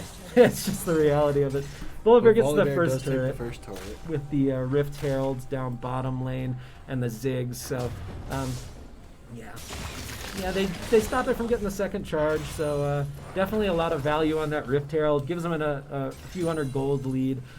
First turret is super important for these early games, but. Yeah, with this Trundle being almost to first item, very far ahead in this matchup. Looks like Sir Patman's coming in. Trundle's coming for a kill, and Cthulhu's close behind. Getting that suppression into there could lead to a little bit more difficulty, but Set's going down. Trundle's going after it. He's just sending it right now. Looks like the Volibear's just going to run away. Uses that ability defensively. Looks like we're going to have a secondary fight here. E-Man's definitely got to get out. Lucian's got a ton of money right now. So we hope to see him get out. Everyone's going to be okay. Looks like WCU gets out. That was very close for a lot of these champions. Lucian's going to farm this top wave, and things are going to slow down. Oh, Sir Patman goes down to that Ziggs ult. Great prediction there by the Ziggs, but yeah, that's going to happen from time to time. Ziggs, that thing takes up a full lane. Oh, you missed. See that cannon minion miss, but that's okay. Forgive and forget. Turret plating falling soon. They're going to try to absorb a couple more of these before that happens. Maybe look for a kill on the turret with the Ziggs W passive. I believe it's like turrets under 20% health or something he executes. Oh, nice. So yeah, it's a great ability for these heavy push comps, and if you're looking to do something like that. But yeah, so far so good from WCU. And new dragon in about 2 minutes as well. Yeah. See how WCU plays that. Yeah. I hope they make a play for the dragon. I think that this game is definitely the way to go here. Yeah, this game is a big dragon fight game because at the end of the day, they're going to be in a good spot if they can get the Dragon Soul. Chemtank Dragon Soul actually now gives a... Well, not now. When they added it into the game, it gives a resurrect after you die. And then while you're resurrected, you can fight for about the duration of your health bar to drop in. Nice. So it's a super cool passive and really does kind of make the team fights a 10v5. Yeah. Because you get to live for an extra 6-8 seconds in every single one of these fights. Sir Patman still commanding that level advantage over the set. Yeah. Definitely a comfort for him. Yeah, it looks like he's taking this smart fight. Yeah, he gets that W off, and yeah, that's just gonna lead to a ton of trades. Patman going in for the kill, doing it for the thrill. Oh, looks like he backs off with that set W. Patman's just gonna slow push this in, wait for that set to make a mistake. Looks like Akshan's coming up, but he's gonna see him here in a second. Sir Patman's got to back off. Yeah, he saw it. He's out. He knows to get around that. All right. Fortunately, League of Legends made a champion that's just too good for these old champions like so yeah, looks like Volibear's getting in here on the Lucian, but it's kind of an awkward situation. WCU LOL's got to go one way or the other, but I think they choose the right direction to head back towards the one person and not the four. So yeah, but they are staying up near that Rift Tail instead of going to try and command the dragon. Yeah, that looks like they're actually looking for a flank opportunity here with the ult up for Cthulhu and this teleport coming in. There's a good chance that they get 2 or 3 kills here. And, Tracio gets the kill mid lane on Lucian. Another one going down. Whole lot of hook gets hit and killed. But yeah, after that, there's after that. Here. See what's gonna happen. Looks like everyone's running away. The death for the Lucian mid lane definitely is a feels bad. Not much you can do about the Volibear. He just dove the turret. His ultimate makes it so turrets don't work. So yeah, neither side pushing the dragon yet. And actually, Volibear does seem to be going down there on his own. Yeah, looks like they're definitely going to have a chance to fight this. The Shenar is ready. If Trundle can get there quick enough, they're going to be in a good spot.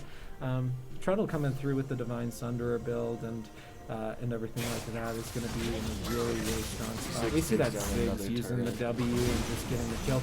Trundle going in here. Shen's here too. Looks like this is a chance for the WCU to get a couple of kills back. Starting in on the Trundle again, but E-Man's getting taken down. Looks like damage coming through. Oh, Lucian just gets a little too close. Sir Patman's coming out of this one. Oh, and the safety there with that blast cone. So right now we're seeing a 4K gold lead go to Waldorf, and there's a lot of opportunities on the table still. 2-1 in Dragons. Looks like they're going to move towards this Rift Herald.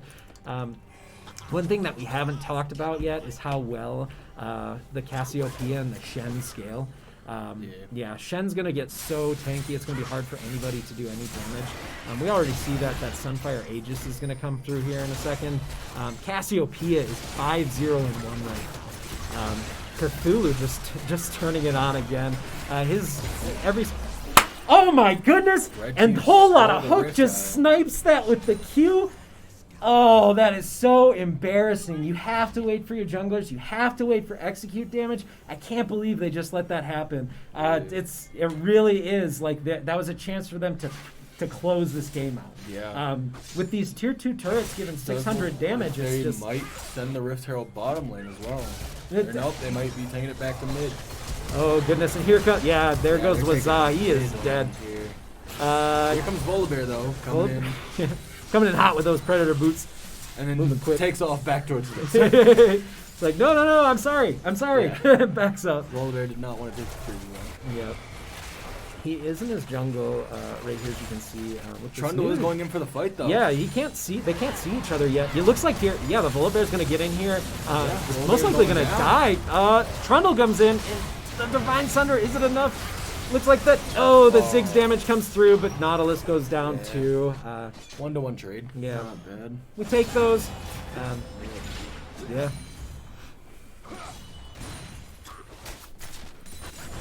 This is one of those games that we're just seeing. Yeah, Cthulhu again, 5-0-2.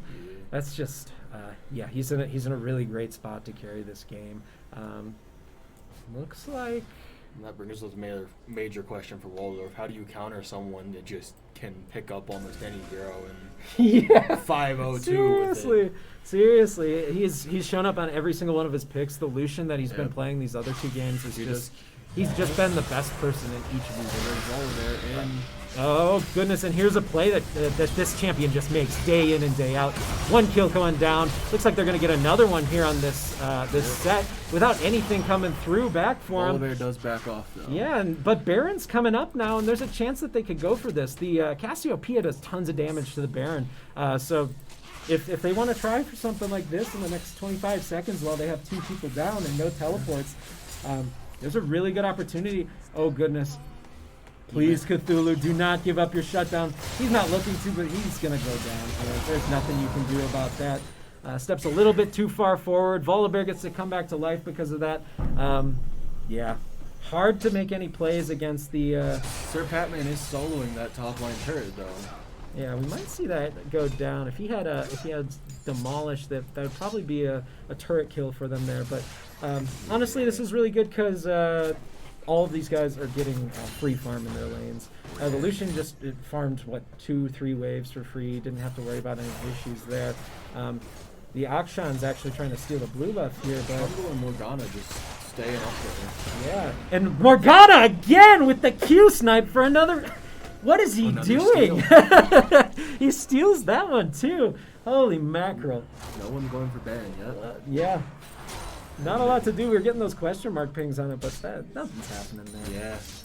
Sir Patman, now that he's got his Sunfire Aegis, is going to win these 1v1s most of the time. Just because his item is better. Also, that set is 1-7-6.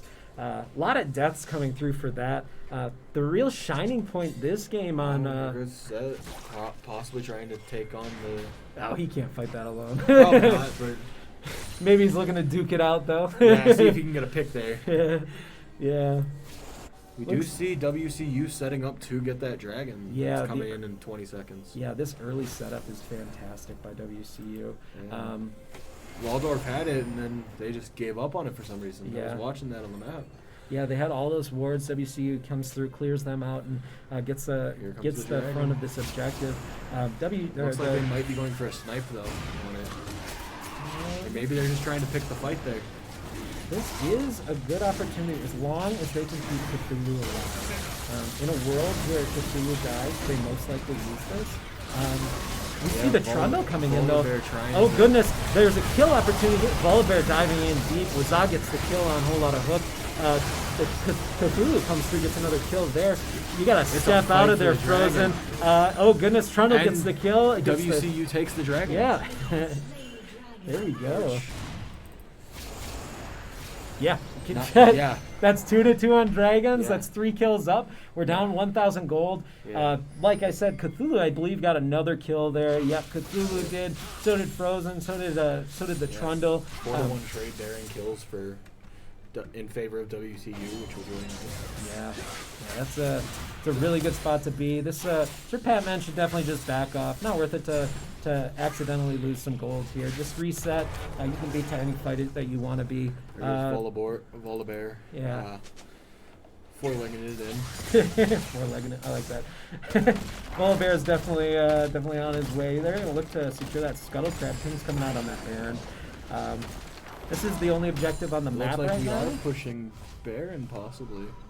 No, we're backing off. Oh, and Lucian getting this turret. This Lucian is is taking out the turret. Yep. Is he gonna get out though? This. No, Yeah, this is. Here comes Volibear. Oh, looks like he doesn't have a chance though. They use the TP. Yeah. Goes into protect. Let's We go. might actually challenge Baron here too. Yeah, it's looking like and the Morgana Q hits. They don't know it though, so not much going on there. Looks like they're just gonna back off on this, try to get some more vision. They get the Ziggs again. Looks like they're gonna get a kill on the Ziggs here. He can't flash because he's on the miasma. He still gets out. Looks like the damage coming through is gonna be enough. Second 2 kills down. going down. Double onto the Zig Cthulhu. goes down, Nautilus goes down. Triple kill onto Cthulhu. Yeah. Looks like, oh goodness, and there's another kill going down. Are we able to? Oh, there it is. They're gonna turn around. They're gonna turn onto this Baron. This will be the 3rd Baron consecutively. WCU gets an early Baron here around 24 minutes. Volibear is still alive. Let's not count him out. If he tries to make a big play here, he still has a chance. He's going for it. I like the energy that this Volibear is sending our way right now. You're going to see the Shen go over the wall most likely. Oh, he can't come in because of the ground, and now he's in and he's dead. Oh, great play by Cthulhu with that miasma field. Nice. Baron goes down. WCU cleans up one more kill, and they all reset with a bunch of money in their pockets. I really don't know what happened to Waldorf there. They had a very commanding lead at the start, and WCU just turned it completely around. Yeah. We're seeing some items come through here from WCU Law. Looks like Shen's going to get the potentially get their Randuins this back right here. And yeah, that's going to lead to so much armor. The only thing that's going to be able to do damage to Shen is going to be the Ziggs. Yep, that Randuins comes through. Another great showing on the Trundle from E-Man. He's had a few really great games on Trundle this season, and with Trundle this patch being so high priority and good against tanky champs, it's hard not to pick him. He can just use his ult to steal stats from the any champion on the Waldorf side of this coin, and yeah, he's just gonna. Oh goodness. So that looks like they really want to give the advantage and the carry to Tracio. I don't know why you'd give the blue buff to someone besides your mid laner in that situation, but hey, their prerogative. Looks like we're going to see Shen just split pushing. This is the traditional play you'll see once you have a Shen at this point in the game. He does have his ultimate up, which means yeah, he'll just be able to. Oh, looks like a kill opportunity. Oh, and there you get the flash out on straight shifty. Yeah, looks like we are going to take the top turret. Yeah, these Baron empowered super minions are, or these Baron empowered cannon minions are just smashing. And then here we see Sir Patman again. He's just, like I said, this is soloing the turret up there now. Yeah, this is the play he's gonna make. It's gonna be consistent. He's gonna back off now, and then They're coming in. yeah. He wasn't able to get out. But none of these people do damage to him Yeah. besides Ziggs, so he's able to just to He's turn able and to run get out away of there. towards his team. There's team They're taking the gonna mid take lane turret. turret. And Yep. that was the Ziggs. I don't know where you were going. He wasn't gonna run away that way. Yeah, I don't know either. And Yeah. they gave up that mid turret for that too. They went straight up to push Pat there. Yeah, but they're getting like that. Yeah, Yeah, they just gave up more than one turret. They're two turrets and nope, they're backing out. yeah.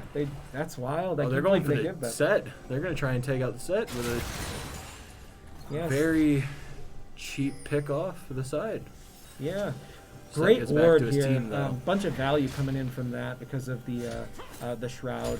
People aren't really used to this shroud mechanic that's in the game yet, so great to ward just outside of it. Looks so like you we know are they're going to coming try in. and take down the Drake again. Everyone's setting up for it. Yeah. It's going to be another big fight, but it's a bit of a problem because you're going to see WCU has a ton of... a couple of their champions have a ton of gold, specifically their carries. So they get the kill, and yeah, here it goes. Volibear is dead. But he just didn't get there in time. Bye-bye set. Shen coming through. Good chance that there's a couple deaths. What is this? This Oh, might be game Ziggs. here. Yeah. This is, yeah. They don't have a wave, so there's not much more they can do besides get the inhib right now. They're going to go for that, and that's good enough. You see Cthulhu going and grabbing that wave. I guess they're going to go for the bot turret. Safe play. Definitely a way to take it. Yeah, you're 7K or 6K gold up. At this point, you just need to take the safe plays and close it out. So, only ways that I really see Waldorf getting back into this game is just getting picks on champions. They got to find a way to find that first kill in each of these fights. And get Ziggs doing that damage. Since that 6-0 or 6-1 start, Ziggs has a couple of deaths here. Not sure what happened with the Zhonya's in that last fight. Seemed like he used it on accident, and it kind of just put him in a position to, yeah, just. I think a big turnaround for Waldorf here would be taking out Cthulhu, but. How do you do that? How do you do that? As our team, we all focus on protecting Cthulhu as soon as he gets in any danger with that 13-1-9. Yeah, having the Shen ult in this game, Sir Patman doing the thing that Sir Patman's done all year, just ulting somebody, just Shen ulting somebody, sitting in a side lane, doing a bunch of damage to turrets. Level 16 comes through. That's going to give his ult a significantly lower cooldown. And yeah, we're seeing that oh man, that set this game, getting the other side of the matchup and not having as much fun as Sir Patman did last game with the set. Certainly has a little bit worse of a scoreline, but still definitely looking like Sir Patman's set game though. Yeah, definitely outlaying everything else. Yeah. Ziggs We're with pushing another as a team almost entirely here. Yeah, Ziggs with another misplay there, stepping out of line. Down here. Yeah, Sir Patman's gonna take these fights all day. He has so much more damage. He has so much more armor. That Sunfire Aegis already working and doing some more damage. This is just a death to set. Death to set equals a push from Sir Patman and a push to the mid lane. They're gonna get this, and then they'll probably go top towards the rest of their team. Looks like they're not gonna do anything there. Morgana's gonna throw a ball, but yeah, other than that, not much. Yeah. Morgana's snare honestly is one of the most tiring abilities in the game. It just 2 seconds, like 1 second. Was it 1.5 or 2 seconds? Here comes Pat though, coming in to sandwich here. They get the turret down. They're going to push another wave. They're just looking to keep vision in this area and then look for this Baron play here as it respawns. Yeah, so Patman stepping up again. Cthulhu with some more damage coming through. Just looking like a commanding end here coming from the WCU law. They get Cthulhu, that blue buff. Basically infinite mana now with the items that they have, and yeah, this is a rough spot for Waldorf to be in.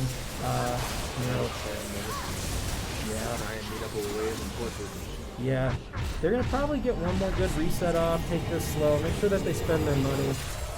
Morgana doesn't seem to be resetting. She's going off doing her own thing. Yeah, Morgana in it for the win, pushing that wave a little bit, making sure to get that little bit of extra gold. Yeah. And objective bounties do come through for Waldorf, so if they get these turrets, they could be in a slightly better spot. I still don't think it's enough to bring him back into the game unless they get all these shutdown bonuses off of the carries. Down by 10k, they have to get that Lucian and that and Cthulhu out of the way. Yeah.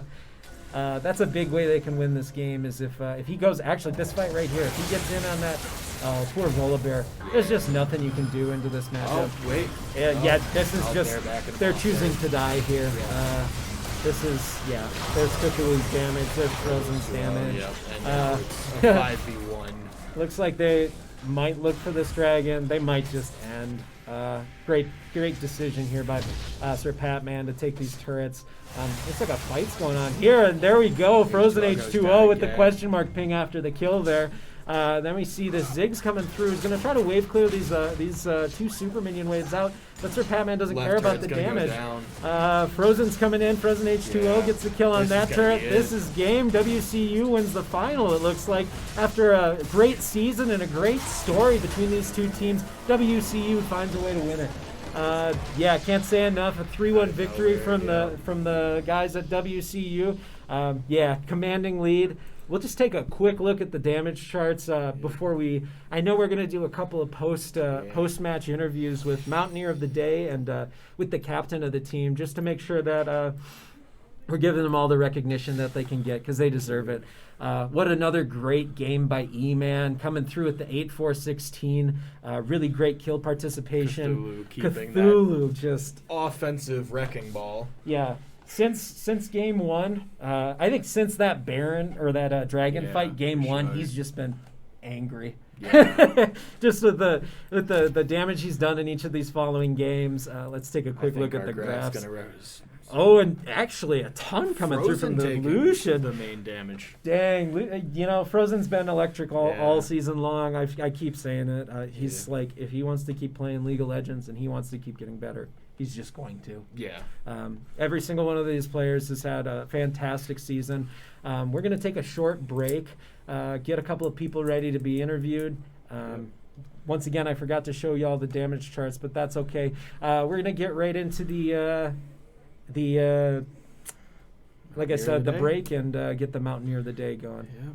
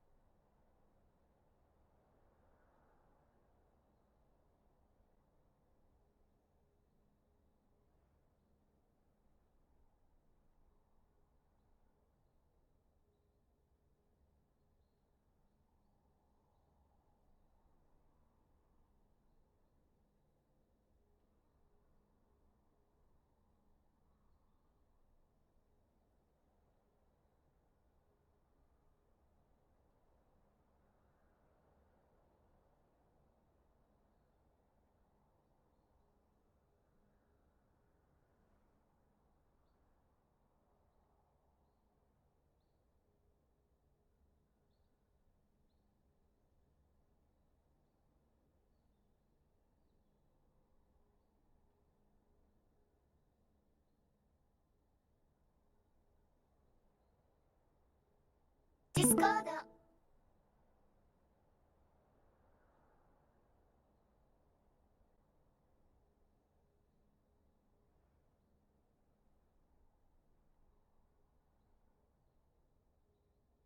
I can. You're good.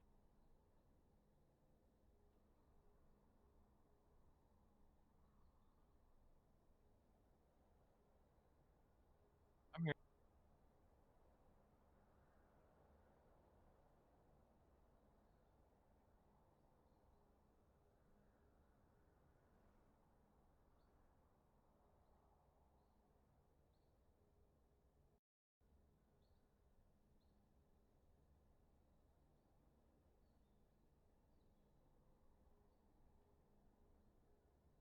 Hello, hello. Perfect. All work.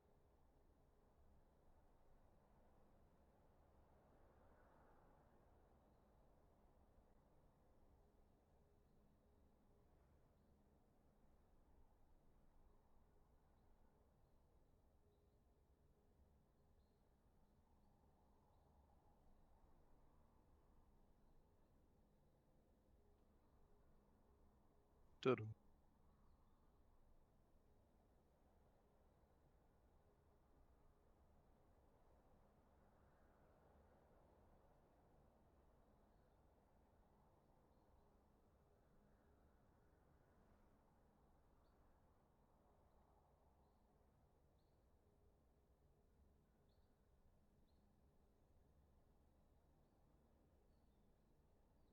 Testing, testing, 1, 2, 3.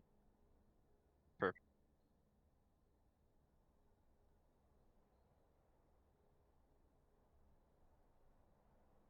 Okay, sure. All right, everybody, and we're back. Yeah, we're decided to give Mountaineer of the Day to Trevor Cthulhu, the mid laner. He came through really strong every single one of the games. I was saying at the end of the cast after that last game that it looked like you were angry out there after that end of that first game. You got to fight that Elder Dragon when you were finally online as Vladimir, and it seemed like from there, like that moment forward, you just dominated every single one of the games. How did you feel with the first game, with the slow start, the loss in the first one, and then that transition into those victories, games 2 through 4? I mean, the biggest thing about the first game is just we went for a bunch of comfort pick. We picked a bunch of champions we all knew that we felt good on. The problem was we drafted an entire comp of scaling and kind of just got run over by proactivity between the Udyr and the Corki packages and all that. So I finally got online, fought the Elder, lost the Elder, and we kind of made the decision as a team right then and there that we just needed to play faster, play looser, and try to do exactly what happened to us to them instead. Yeah, no, it definitely came through pretty obviously. Picking up the Lucian games 2 and 3. I mean, every time that I've talked about this with people, I think that's one of your best champions. You're so oppressive.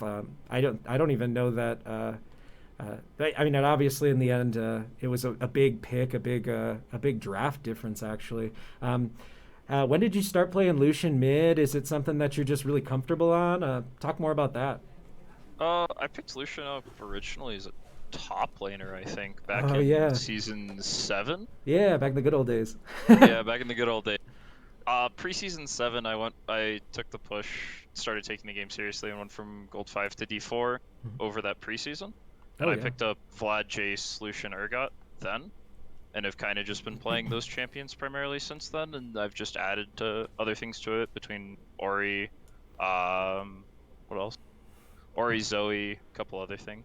Yeah, Cassio. Yeah, the Cassio in the last game, man. I don't think you could have drafted a better pick. I remember us talking about it. I didn't know who you were gonna pick in that last game because I wasn't in the comms with y'all. When I heard Cassio, I was like into that comp. They have nothing they can do. The miasma came through big when Volibear tried to come over the wall and steal that Baron. How'd the Cassio feel in that final game? I mean, it felt good.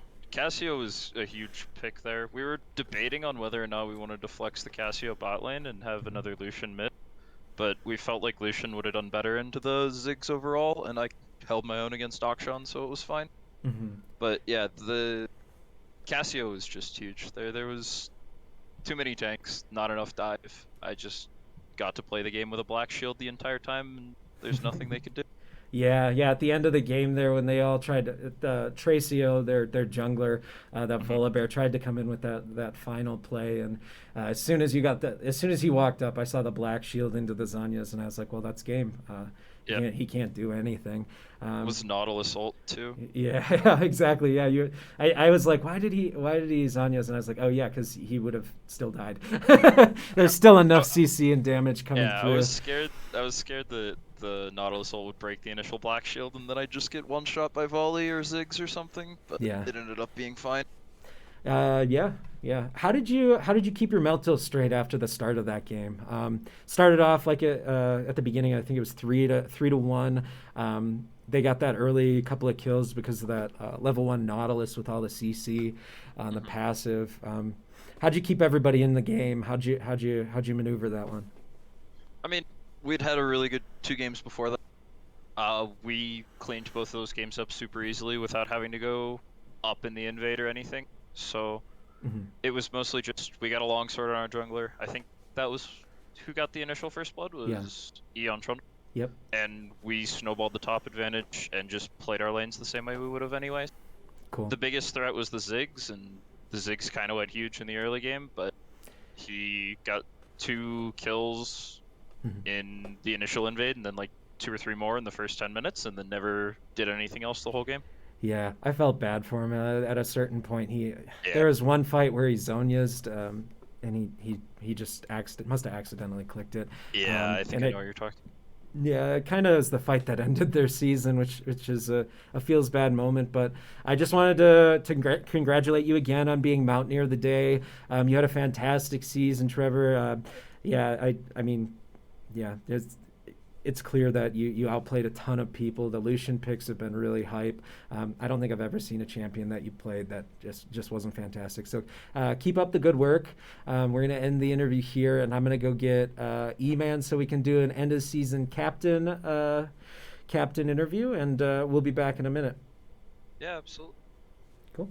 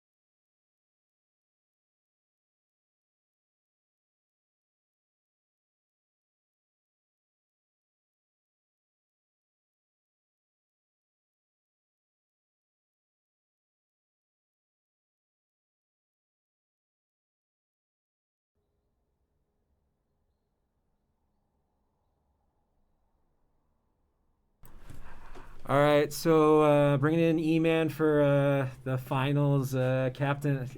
Just a captain interview after the long season, and the great work that WCU all did this year. How does it feel to come away with the victory today and a finals? Yeah, no, it feels awesome.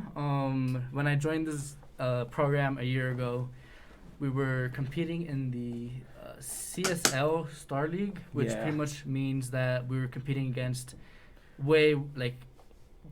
vast rank differences. We were going against challengers, diamonds, and it was really difficult for us to even get a win. I don't think we got a win last semester, and last semester, and it was really rough for our team. And with the opportunity to go against other players around our level, allows us to grow more as a team, but also as a player. And getting this win means a lot because I think it's like the first esports.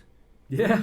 For heck yeah, man. And it's like a big achievement, and so grateful to have the team that we have. Yeah, no, you guys did fantastic. Every single game this year, there was like the one hiccup with Waldorf the first time. Yeah. But I mean, those happen. I was for the game against Waldorf 3 weeks ago. It was really rough. We got 2-1. We lost against them, and pretty much I was traveling back home for my sister's baby shower, so I wasn't even not in the arena. I was playing on my laptop. It was not optimal settings to play League of Legends, especially since that week was also a rough week for I think most of our players, and pretty much we played poorly. It happens. It was just a bad week, and we came back strong. I think that also ties in with our first match of today, where kind of sprinted it down, but quickly bounced back, and I think you guys did a fantastic job. The first game, I always say it, you got to lose one before you start winning some. It's a warm-up game, all those different fun little things to say. But you did turn it around. That Vi game 2, you went legendary. That's the third game in a row on Vi where you went legendary. Yeah. I don't know if you knew that, but thank you. It's pretty wild, man. The Vi game was really nice. Who was it against? It was what was the team comp? Do you remember? So it was Vi versus, I want to say they had Graves. Yeah, they were Graves. Graves, Vi. Mm-hmm. I mean, Vi is such a great duelist into Graves. Not only because of the shield, but she does her 3-hit proc that breaks armor, and just the ultimate on Vi allows me to get backline access to the Misfortune, to the Rel, and pretty much interrupt what they're doing. I think their mid lane also played Victor that match, which was also like a perfect pick into Vi. It just went really well again. I wanted to make sure you could talk about it because, like I said, third game in a row going legendary on that champion. It's pretty incredible. Other than that, it's been a long season. I know that we're going to get back to some of our practices, which are going to be in-houses. It's going to be a little bit more relaxed and really give time for community building. For sure. Yeah, you're excited about that? Oh, yeah, for sure. I love in-houses because it splits the teams into, it splits the team, and it makes you work with other people's strengths, which is, I guess, allows our players to grow because, let's say that happens in a game situation, you already have that knowledge. Let's say Pat plays topside, right? And I think it was the second game where he was weak topside, and he kept getting dove and stuff. That just gives me the signal to go play bot side, and that can happen in houses as well, where maybe our top laners might not be the best and might get shit on by, let's say, Pat. You dumped on, I just go bot lane and focus bot, because that's just personal example.